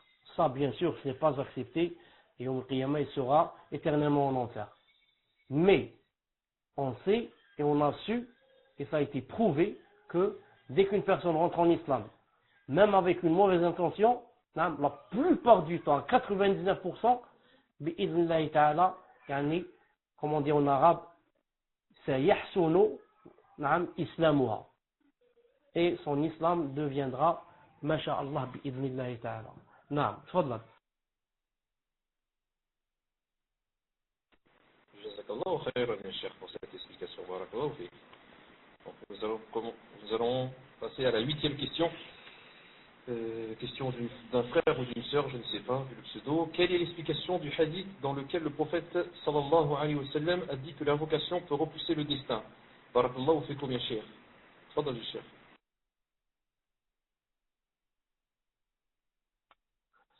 Naam, Mahmoud, tu n'as pas dit où est la relation de cette question avec le cours. Naam, où est la relation de cette question avec le cours? Aqida, jazakallahu khairan. Ça. De toute façon, même s'il n'y avait pas de relation, c'est trop tard quand la question est posée. Inch'Allah ta'ala, il faut que je réponde si je connais la réponse. Al-Muhim. Quelle est l'explication du hadith dans lequel le prophète m'a dit que l'invocation peut repousser le destin? Il a dit que l'invocation repousse le destin. Comme ça qu'il a dit, sallallahu alayhi wa sallam. Pourquoi? Parce que l'invocation elle-même fait partie du destin. Allah subhanahu wa ta'ala, quand il donne une chose, des fois il la donne de lui-même, sans cause, sans cause. Tu es assis, il y a quelqu'un qui frappe à la porte. Tu vas ouvrir, c'est un exemple là, tu vas ouvrir, tu vas trouver une personne que tu connais, ou la salam alaykum salam, voilà, par exemple 100 euros, voilà, je te donne là, ou là quelqu'un m'a délégué pour que je les donne, ou là. Donc, c'est 100 euros qui sont venus maintenant. Est-ce que moi j'ai fait quelque chose pour les avoir? Je n'ai rien fait. Hein? J'étais assis, ils sont venus. Ça, c'est venu directement d'Allah subhanahu wa ta'ala. Et des fois, Allah subhanahu wa ta'ala a mis dans le destin, a mis dans la tablette préservée, que tel jour, j'allais faire des douas, des invocations, pour demander à Allah subhanahu wa ta'ala de m'enrichir, de me donner un peu d'argent. Et Allah ta'ala a écrit dans la tablette préservée, puisque j'ai fait ces douas-là, donc Allah ta'ala va m'envoyer de l'argent. Et il a accepté mes douas. J'ai fait mes douas, 2 ou 3 jours après, il y a quelqu'un qui est venu frapper et m'a donné de l'argent. Donc, il y a des choses qui sont prédestinées comme ça, directement dans Allah subhanahu wa ta'ala, il y a des choses qui sont prédestinées avec la doua.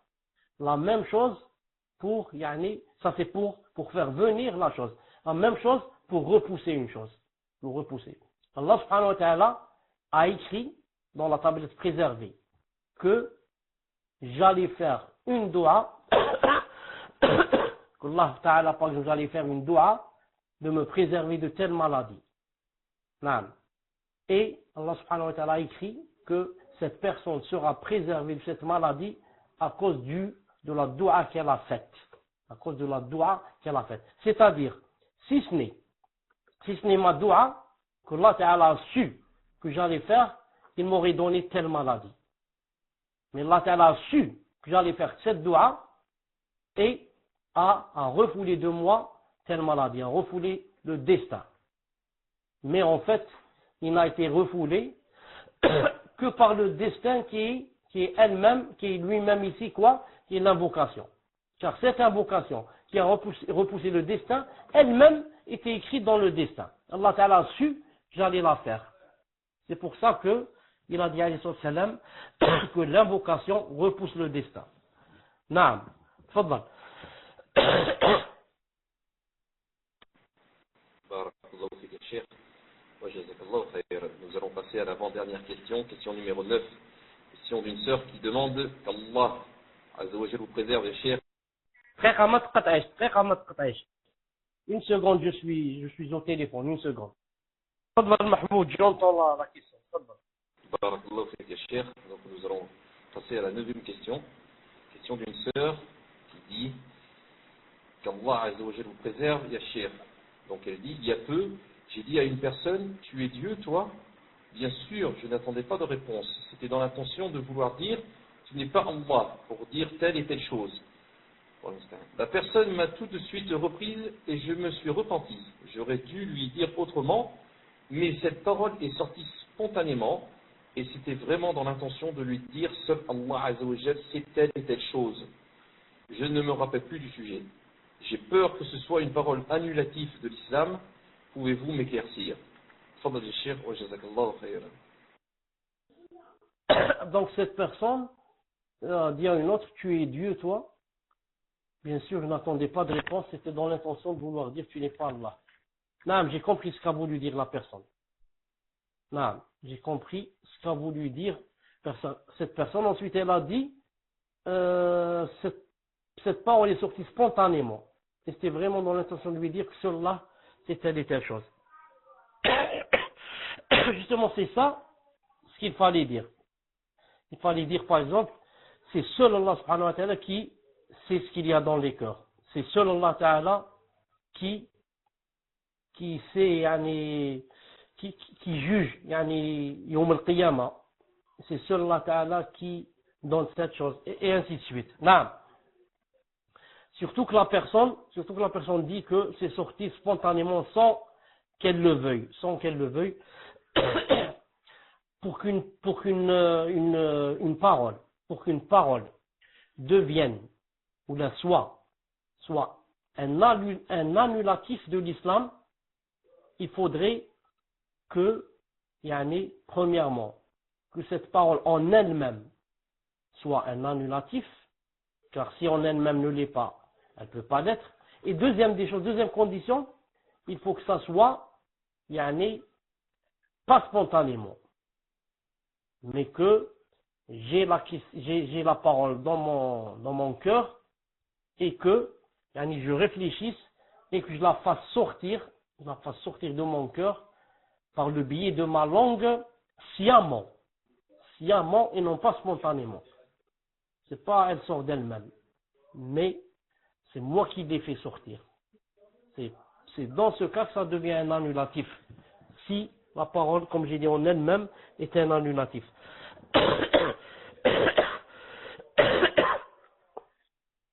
Et même déjà j'ai des doutes. Quand on dit à quelqu'un lui tu es Dieu, j'ai des doutes qu'en elle-même cette phrase soit un annulatif. Parce que on ne veut pas dire à la personne que est-ce que tu es Dieu, réponds-moi. Non. Mais on veut lui dire que tu ne l'es pas. On veut lui dire que tu ne l'es pas.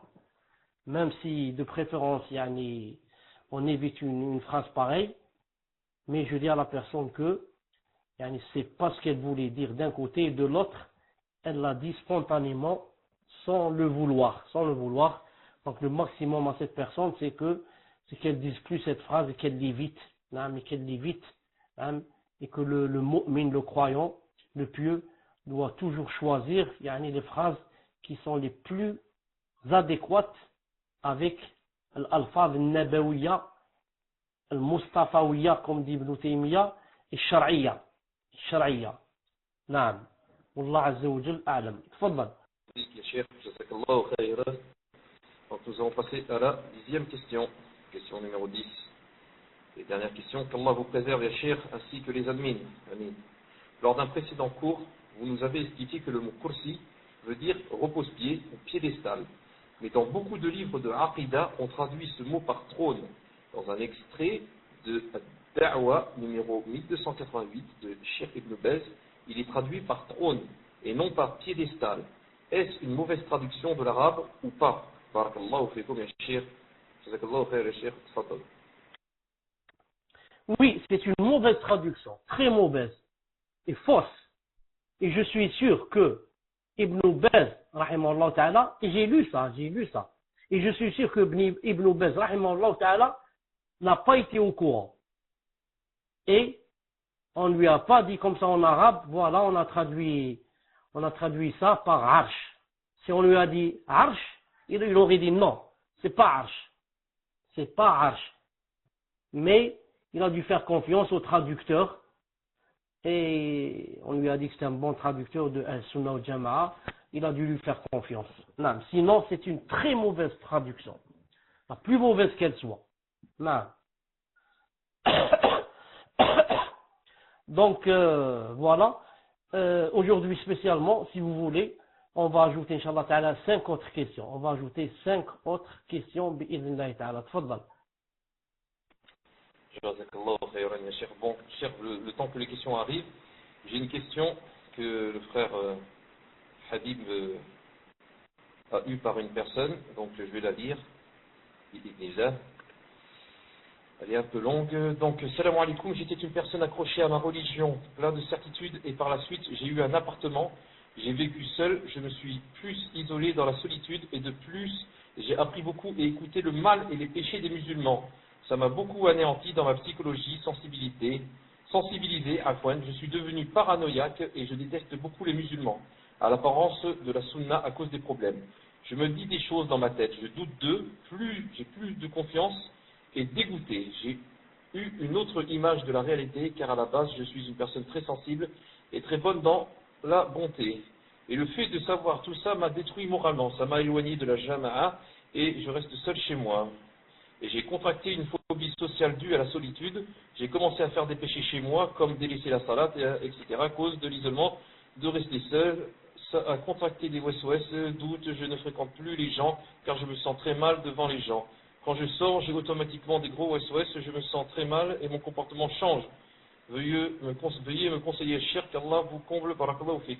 Juste si je peux rajouter quelque chose, la cher, c'est pas très logique, donc je pense que la personne doit être peut-être touchée, car elle dit qu'elle déteste les musulmans par rapport à tous les péchés qu'ils commettent et ainsi de suite, ceux qui ont l'apparence de la sunna, mais après elle-même a commis des péchés.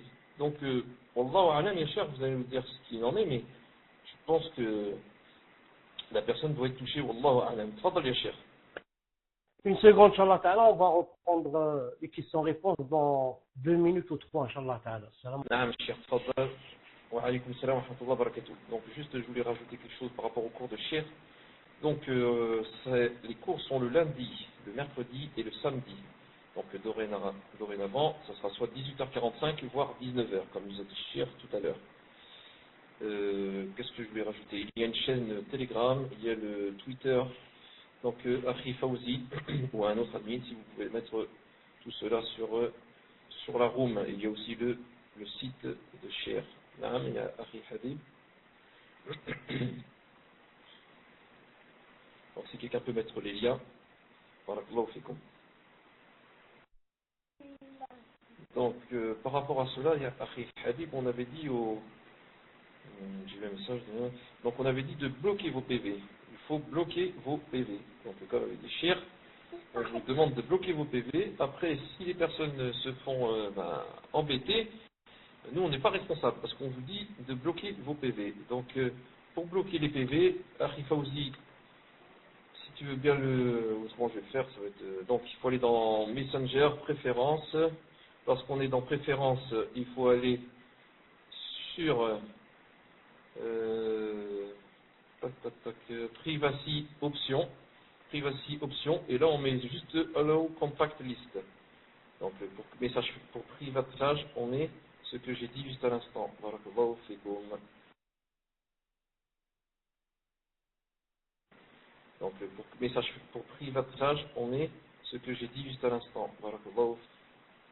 Donc ya cher, vous êtes prêts? Là, je relis la question. Inch'Allah, je vous relis la question. J'étais une personne accrochée à ma religion, plein de certitudes, et par la suite j'ai eu un appartement. Donc la personne a eu un appartement. Est-ce qu'on peut nous dire si c'est un frère ou une sœur qui pose la question? Si Habib peut l'écrire, je continue la question. Donc la personne dit, j'ai eu un appartement, j'ai vécu seul, c'est un frère. J'ai vécu seul, je me suis isolé dans la solitude, et de plus j'ai appris beaucoup et écouté le mal et les péchés des musulmans. Ça m'a beaucoup anéanti dans ma psychologie. Sensibilisé, je suis devenu paranoïaque et je déteste beaucoup les musulmans, à l'apparence sunna.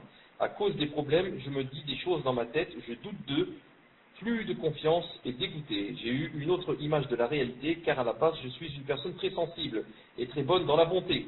Et le fait de savoir tout ça m'a détruit moralement, ça m'a éloigné de la jama'a, je reste seul chez moi et j'ai contracté une phobie sociale due à la solitude. J'ai commencé à faire des péchés chez moi, comme délaisser la salat, etc. À cause de l'isolement, de rester seul, ça a contracté des wasawis, des doutes, je ne fréquente plus les gens, car je me sens très mal devant les gens. Quand je sors, j'ai automatiquement des gros wasawis, je me sens très mal et mon comportement change. Veuillez me conseiller, cher, qu'Allah vous comble, barakallahu fik, tfadal ya cher, wa jazakallahu khayra. Naam. Il y a 2 choses très importantes ici à dire. La première, c'est que, yani, Allah subhanahu wa ta'ala nous a ordonné de suivre l'islam. Et ne nous a pas ordonné de suivre les musulmans et de les prendre comme modèle. Donc, lui, quand il voit les musulmans faire ceci, cela, ça doit l'attrister. Ça nous chagrine quand on voit un musulman, surtout s'il a l'apparence de la sunna, il fait telle et telle chose. Ou là on voit une sœur avec djilbab, etc., elle fait telle et telle chose. Ça nous attriste, ça nous chagrine. Mais alhamdoulilah, ce n'est pas mon modèle. Ce n'est pas elle ou l'autre qui sont mon modèle. Mon modèle c'est qui? C'est le prophète sallallahu alayhi wa sallam. لَقَدْ كَانَ لَكُمْ فِي رَسُولِ اللَّهِ إِسْوَةٌ et uswatun hasana. Donc c'est le prophète sallallahu alayhi wa sallam. Et à la rigueur aussi c'est les sahaba radiyallahu ta'ala anhum. Mais ce n'est pas n'importe qui. n'importe quel musulman, maintenant, il va faire des fautes, etc. Je vais dire c'est l'islam qui a fait ça ou là. Et comme a dit quelqu'un de très connu, alhamdoulilah, quelqu'un reconverti, un Français qui s'est reconverti, il a dit, alhamdoulilah, louange à Allah, que j'ai connu l'islam avant de connaître les musulmans. Alhamdoulilah, que j'ai connu l'islam avant de connaître les musulmans. Non. Donc ça, c'est la première des choses qu'il faut mettre dans la tête. Le modèle, c'est l'islam, c'est le Coran et la Sunna. Et ce n'est pas les gens et les musulmans. La deuxième des choses, c'est que c'est très dangereux pour une personne de rester comme ça seule et de vivre esselée, loin des gens. Très, très, dangereux. Le prophète, sallallahu alayhi wa sallam, a dit dans un hadith authentique, qui se trouve dans les livres de Sheikh al-Albani, Sahih al-Jami' et les autres, il a dit Inna ash-shaytana ma'al wahid wa innahu min al-ithnayni ab'ad. Il a dit le shaytan est avec la personne esselée et il est loin de deux personnes. Quand on est deux et plus, il est loin. Quand on est seul, il est avec nous. Il nous tient compagnie. Donc quelqu'un va dire, donc maintenant, si je vis seul, comment je fais? Je suis célibataire, je vis seul. Je suis divorcé, je vis seul. Je n'ai pas d'enfant, je vis seul dans mon appartement. Comment je fais? Donc je suis avec le shaitan. Je lui dis, le shaitan, quand tu es seul, le hadith a dit qu'il va être avec toi. Mais ça ne veut pas dire que tu ne peux pas le chasser, tu le chasses. Naam, en étant toujours sous la haute surveillance. Je me surveille, je ne me laisse pas aller. Naam. Et ensuite, je peux être seul, mais avec les gens. Comment cela? Bien sûr, quand je suis seul, qu'est-ce que je vais faire? Ça dépend. Si maintenant je vais regarder la télé et je vais voir des choses qui ne sont pas bien. Donc maintenant, je suis avec les gens, avec les shayatines. Je ne suis pas avec le shaitan, comme a dit le prophète. Avec les shayatines. Tous les shayatines sont avec moi maintenant. À la télé, dans la maison. Ils sont contents de ce que je vois. Mais, si par contre maintenant, je vais ouvrir les livres des Sahaba, et je vais ouvrir les livres du tafsir, les livres du fiqh, les livres de la sira, les livres de la aqida, je suis avec qui? Je suis avec le prophète sallallahu alayhi wa sallam, avec les sahaba, avec les tabi'un, avec les grands savants. Naam, je suis plus seul. Je suis plus seul. Car le shaitan est avec le seul quand il est seul. Naam, il met sa main sous sa joue et commence à penser. Commence à penser, c'est quoi cette vie, c'est quoi ceci, c'est quoi cela. Ici, le shaitan va venir. Mais moi, je lui laisse pas de temps. Naam. Je suis avec les livres, je suis avec les cours, je suis à quatre sur tête, en train d'écouter les sharh, shuruhat de Sheikh Ibn Uthaymin, de Sheikh Ibn Baz, de Sulaiman Ruhaili, de Mohamed Ben Hadi Madkhali, de Sheikh Rabi' de Hafidhahullah. Et comme ça, là, je ne laisse plus de temps à qui? Au shaitan. Je dis à cette personne, il faut casser ce mur qui a fait de sorte que tu t'es éloigné des frères. Et le prophète alayhi salam a dit que Inna Allah ma'al jama'a. Naam. Allah subhanahu wa ta'ala était avec la jama'a. Et que je dois avoir des contacts avec des frères. Et si je suis une sœur, je dois avoir des contacts avec des sœurs. Des sœurs qui sont comme moi, dans le même minhaj. Et qui sont mieux que moi. Dans le bon comportement, dans la science, dans ceci. Non. Les voir, ça fait déjà monter la foi, bi'idhnillahi ta'ala.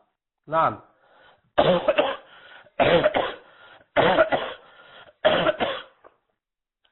Donc, voilà en général, comment on doit faire, ne pas rester seul et en même temps avoir des contacts, avec des contacts très souvent, avec les frères et les sœurs, bi'idhnillahi ta'ala. Donc, j'ai compris, Cheikh a été déconnecté, frère, Inch'Allah. Donc, le temps que Cheikh revienne.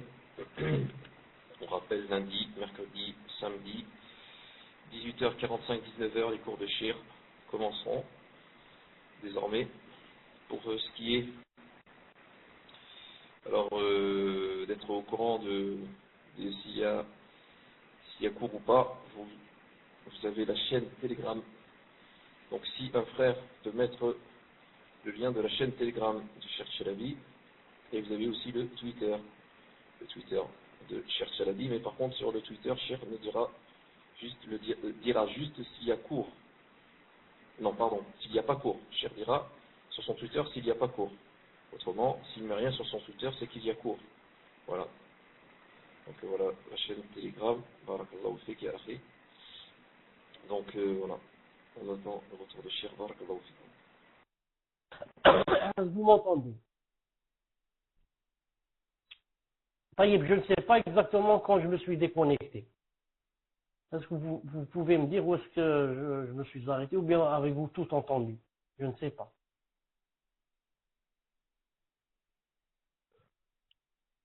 Et voilà. C'est-à-dire que la personne ne doit pas ne pas avoir de contact.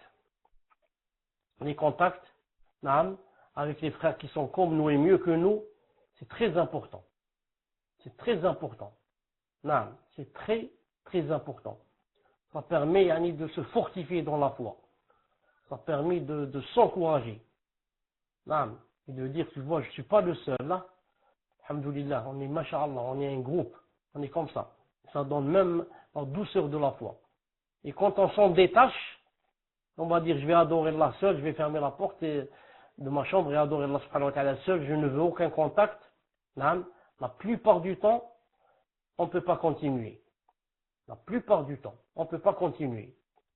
Et petit à petit, on commence à délaisser les choses, ensuite à grouper entre la salade, ensuite à délaisser la salade carrément.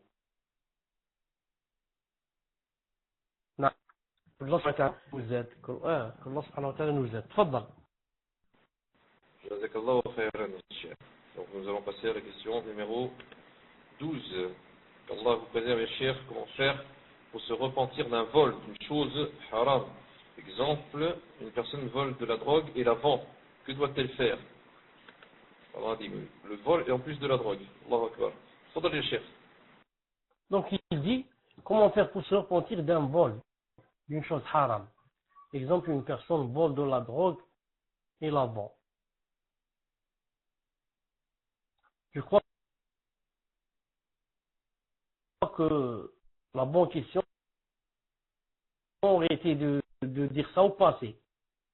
Je crois que c'est ça la question. Je sors et je reviens sur la table. Vous m'entendez?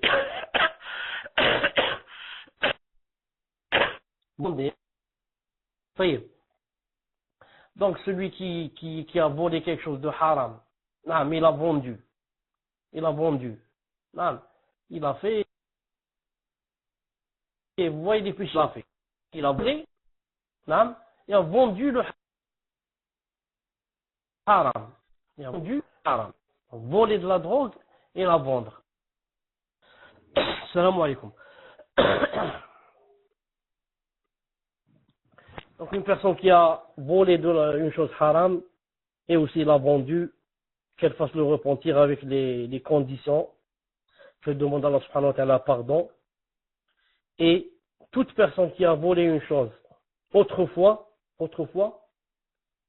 et que cette chose est toujours chez elle, elle doit la rendre à la personne. Ou bien, si elle ne connaît pas la personne, par exemple la vendre et donner cet argent au nécessiteux avec l'intention que c'est pour la personne que j'ai volé. Si je ne sais pas où trouver la personne. À condition, quelle condition? À condition que la chose volée n'est pas haram. Vous comprenez? À condition que la chose volée n'est pas haram. Supposons par exemple que j'ai volé de la drogue autrefois. Et que j'ai toujours cette drogue avec moi. Ou là qu'il en reste une grande partie par exemple. Et je viens de faire tauba maintenant. Est-ce que je vais rendre la drogue à cette personne? Je n'ai pas le droit de la lui rendre. Je m'en débarrasse en jetant cette drogue dans la mer. Et je fais tauba bi'idhnillahi ta'ala. Mais si par contre, la chose que j'ai volée c'est halal, j'ai volé un téléphone, j'ai volé un ordinateur à quelqu'un, une montre, qu'est-ce que je fais? Je dois la lui rendre si je sais où trouver cette personne. Si je ne sais pas où trouver cette personne, ni je connais ses héritiers, si cette personne est morte, je ne connais personne. Donc, je vends par exemple cette montre et l'argent je le donne aux nécessiteux avec l'intention que c'est pour la personne volée. Bi'idhnillahi ta'ala. Tfaddal. Ah, oui, cher. Le Habib qui a mis un truc et ça m'a fait rire. Donc, on va passer à la prochaine question. Question numéro 13.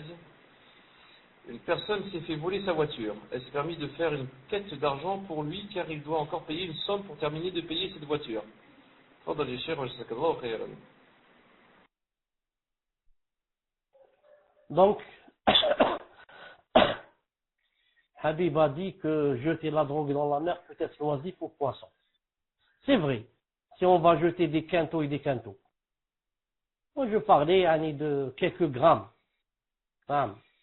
Il m'en reste par exemple 200 grammes ou 300 grammes ou 500 grammes ou quelque chose comme ça.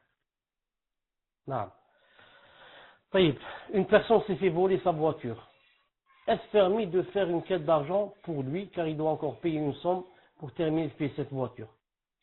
Est-ce permis de faire une quête d'argent? Ce n'est pas seulement permis, c'est même conseillé. Non, comme a dit le prophète alayhi salam dans un hadith Hassan.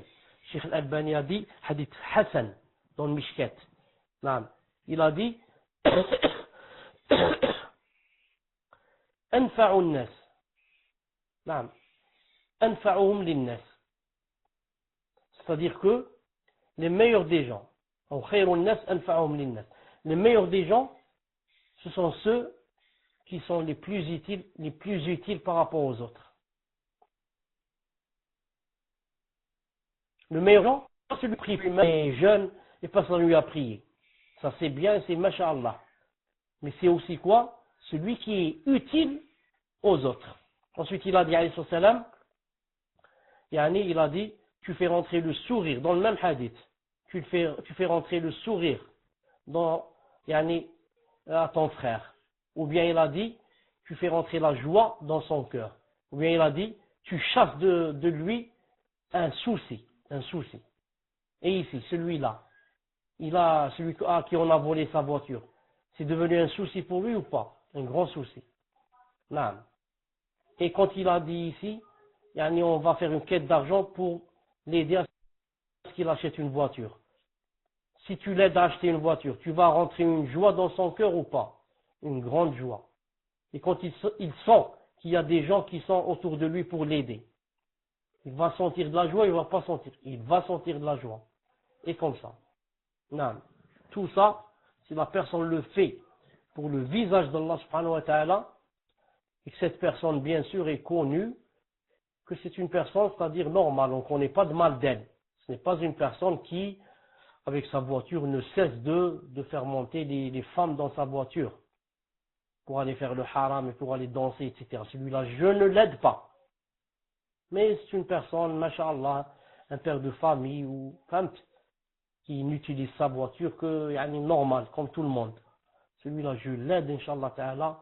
Si je le fais pour le visage d'Allah, Inch'Allah ta'ala, j'aurai beaucoup de récompenses. Naam, tfaddal. C'est 14 questions d'un frère qui demande: est-il obligatoire de prier sur notre prophète alayhi salatu wassalam quand le mu'addin prononce son nom, son prénom? Est-ce qu'il est obligatoire de prier sur lui alayhi salatu wassalam? Tfaddal ya Cheikh wa jazakallahu khayran. Nous, les musulmans, on a deux choses. La première, on adore qu'Allah Azza wa Jal. On n'adore pas autre chose en dehors de lui ou bien avec lui. Et la deuxième des choses, on ne l'adore qu'avec sa législation. On ne l'adore pas avec nos passions et notre philosophie. Or, le prophète sallallahu alayhi wa sallam nous a montré comment qu'on fait et qu'est-ce qu'on dit si on entend l'adhan. Il a dit, dites comme il dit. Dites comme il dit. Et quand il termine, faites la prière sur moi et demandez-moi, l'ouasila.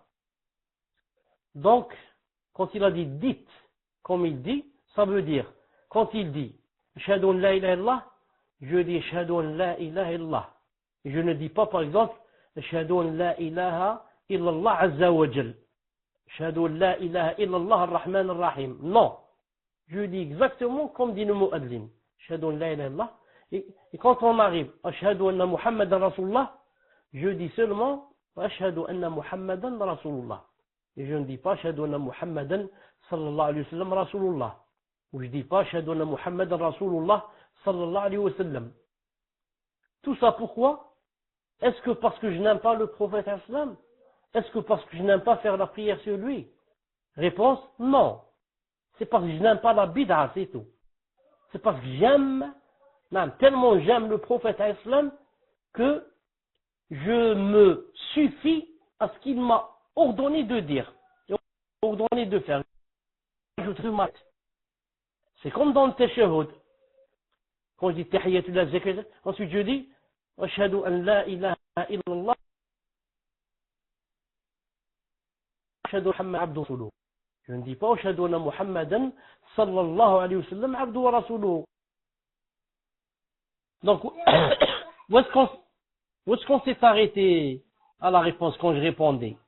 C'était quoi ce que vous m'avez entendu dire en dernier? Tfadal. Cher, en fait, vous étiez en train de répondre à la question là. Et je voulais juste vous dire, c'est que lui, il demande, est-ce qu'on doit prier sur le prophète Ali sallallahu alayhi wa sallam lorsqu'on entend le mu'adhin dire le prénom du prophète. C'est-à-dire le mu'adhin dit Ashhadu anna Muhammadan Rasulullah. Est-ce qu'on doit dire sallallahu alayhi wa sallam lorsqu'on entend le mu'adhin, lorsqu'il dit le prénom du prophète Ali sallallahu alayhi wa sallam? Tfadal, Cheikh. Justement, Akhi Mahmoud, tout ce que j'ai dit depuis tout à l'heure, c'était pour dire qu'on ne dit pas. Et que nous, on adore Allah subhanahu wa ta'ala avec sa législation. Et que le prophète islam ne nous a pas dit de dire. Il nous a dit répétez ce que dit le mu'adhin. Il n'a pas dit dites alayhi salam. Et moi aussi je répète ce qu'a dit le mu'adhin. Le mu'adhin n'a pas dit alayhi salam. Il a dit shahadu anna Muhammadan Rasulullah. C'est tout. Et moi je dis shahadu anna Muhammadan Rasulullah. Voilà ce que je veux dire. La même chose dans le tashahhud. Je ne dis pas ashhadu anna Muhammadan sallallahu alayhi wa sallam. Ashhadu anna Muhammadan abd. Naam.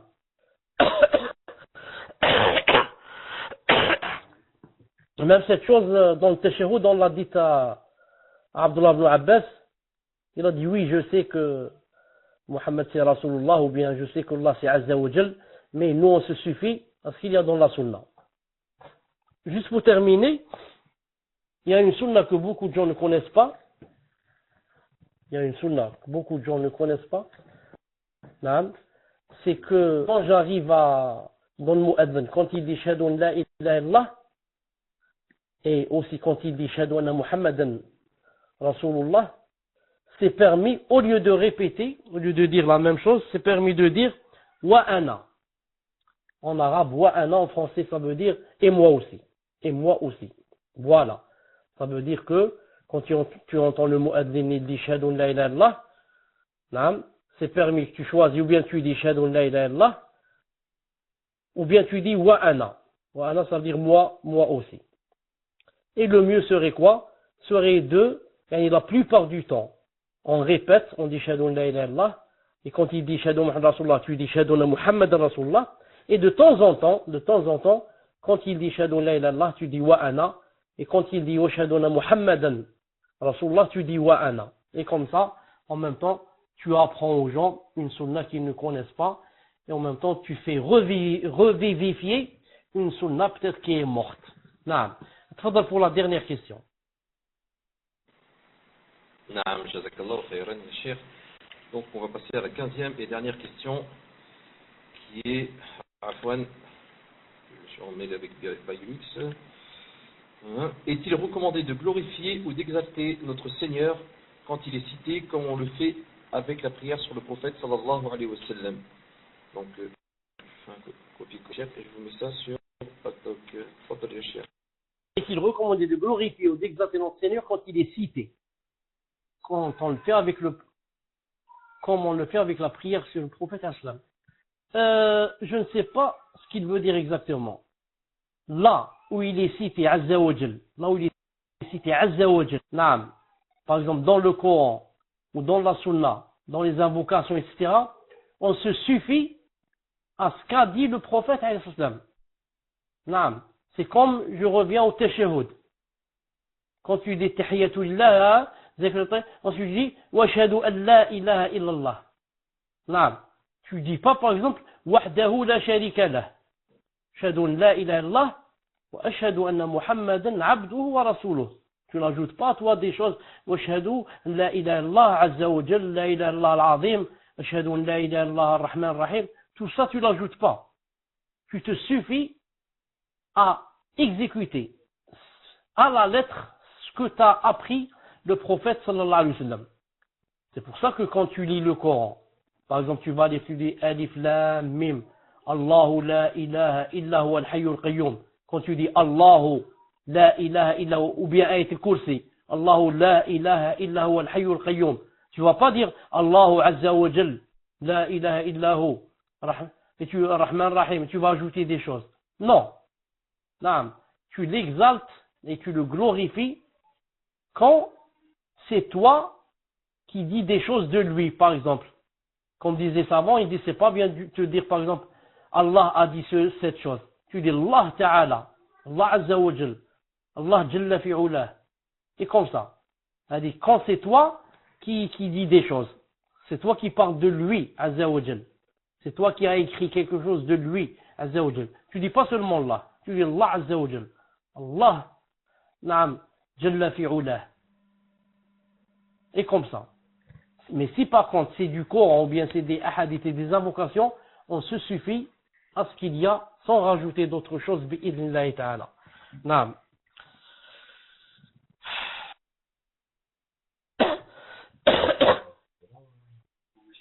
Oh. Il y a quelqu'un ici qui est mon gendre. Mon beau-fils. Kif. Mon beau-fils. Qui vient de me dire une chose, il m'a dit que... On termine avec ça. Vous m'entendez d'abord?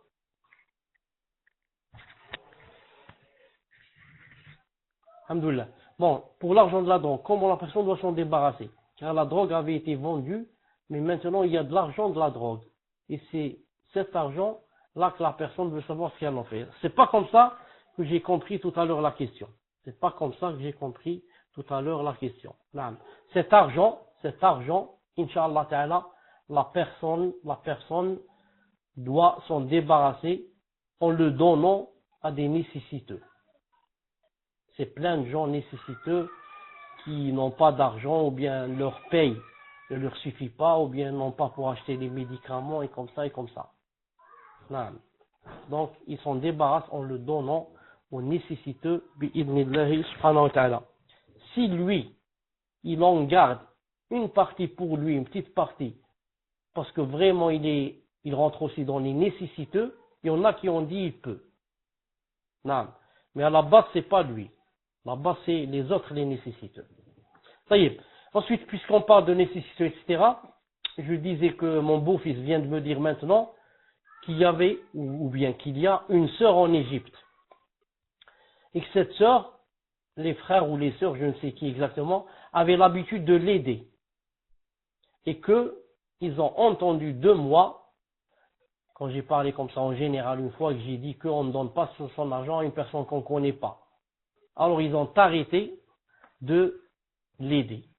Et que cette personne maintenant est dans les mashakil. Et n'a plus d'aide, etc. Je dis, je n'ai pas parlé moi de cette personne. C'est pas elle que j'ai visée quand j'ai dit qu'il ne faut pas donner à une personne qu'on ne connaît pas. Naam. Au contraire, une personne pareille, on doit l'aider. Une personne pareille qui, on sait déjà, a fait hijra, fi sabilillah, pour aller là-bas, ensuite, on la laisse coincer comme ça. Pourquoi? Parce qu'on ne la connaît pas. Je ne suis pas obligé de la connaître tant que je sais maintenant qu'elle a fait la hijra, fi sabilillah, et qu'elle porte le djilbab, et qu'elle a besoin d'aide. Si c'était un kafir, je peux l'aider. Un kafir, naam. Voilà, là-bas, un chrétien qui est dans des mashakil, il n'a pas de quoi payer, il n'a pas de quoi manger. Je peux l'aider. Surtout si j'ai dans l'intention que pour lui montrer c'est quoi l'islam. Alors qu'en est-il maintenant, une de nos sœurs ou un de nos frères coincé là-bas, ensuite je lui dis que je ne le connais pas. Je le connais celui-là. Comment je le connais? Je le connais que c'est un frère. Fillah. Je le vois à la mosquée, je ne connais pas de mal de lui. On ne m'a pas dit que voilà ce qu'il fait. Non. Et encore, même si on m'a dit voilà ce qu'il fait, et maintenant il est dans ce qu'on appelle le pétrin. Il est dans le pétrin, il est coincé. Non.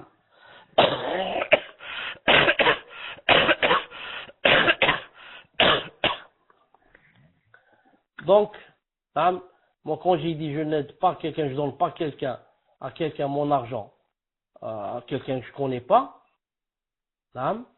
c'est pour les aides qu'on appelle, c'est pour les récoltes d'argent. Quelqu'un qui veut récolter de l'argent, moi je lui donne pas, je ne sais pas ce qu'il va faire avec mon argent. Mais quand c'est une personne qui a l'apparence, elle est dans le besoin, elle me dit aide-moi, je l'aide. Non, je l'aide. Si maintenant, moi j'ai dit je donne pas à Baraka City, mais que je connais un pauvre qui a besoin d'argent, ou je connais des gens, eux-mêmes je les connais, ils n'ont pas d'eau, et ils ont besoin de construire un puits, je les aide. Mais je ne suis pas obligé de passer par une autre personne, je les aide directement. Voilà l'argent pour creuser le puits, bi'idhnillahi ta'ala. Non. Mais je ne voulais pas d'intermédiaire. Car l'intermédiaire, où est la preuve que mon argent, il va le faire arriver où je veux. C'est ça le problème. Et si l'intermédiaire, c'est quelqu'un de salafi, c'est quelqu'un de digne de confiance, quelqu'un qui a une tazkiya, ça, il n'y a plus de problème. Je lui donne aussi à l'intermédiaire. Mais je ne donne pas à une personne que je ne connais pas. Non, surtout si je connais d'elle, cette personne, je connais d'elle que elle fréquente n'importe qui, je ne sais quoi. Non. On se rencontre, Inch'Allah Ta'ala, dans 2 jours. سبحانك اللهم وبحمدك أشهد أن لا إله إلا أنت أستغفرك وأتوب إليك. السلام عليكم ورحمة الله وبركاته.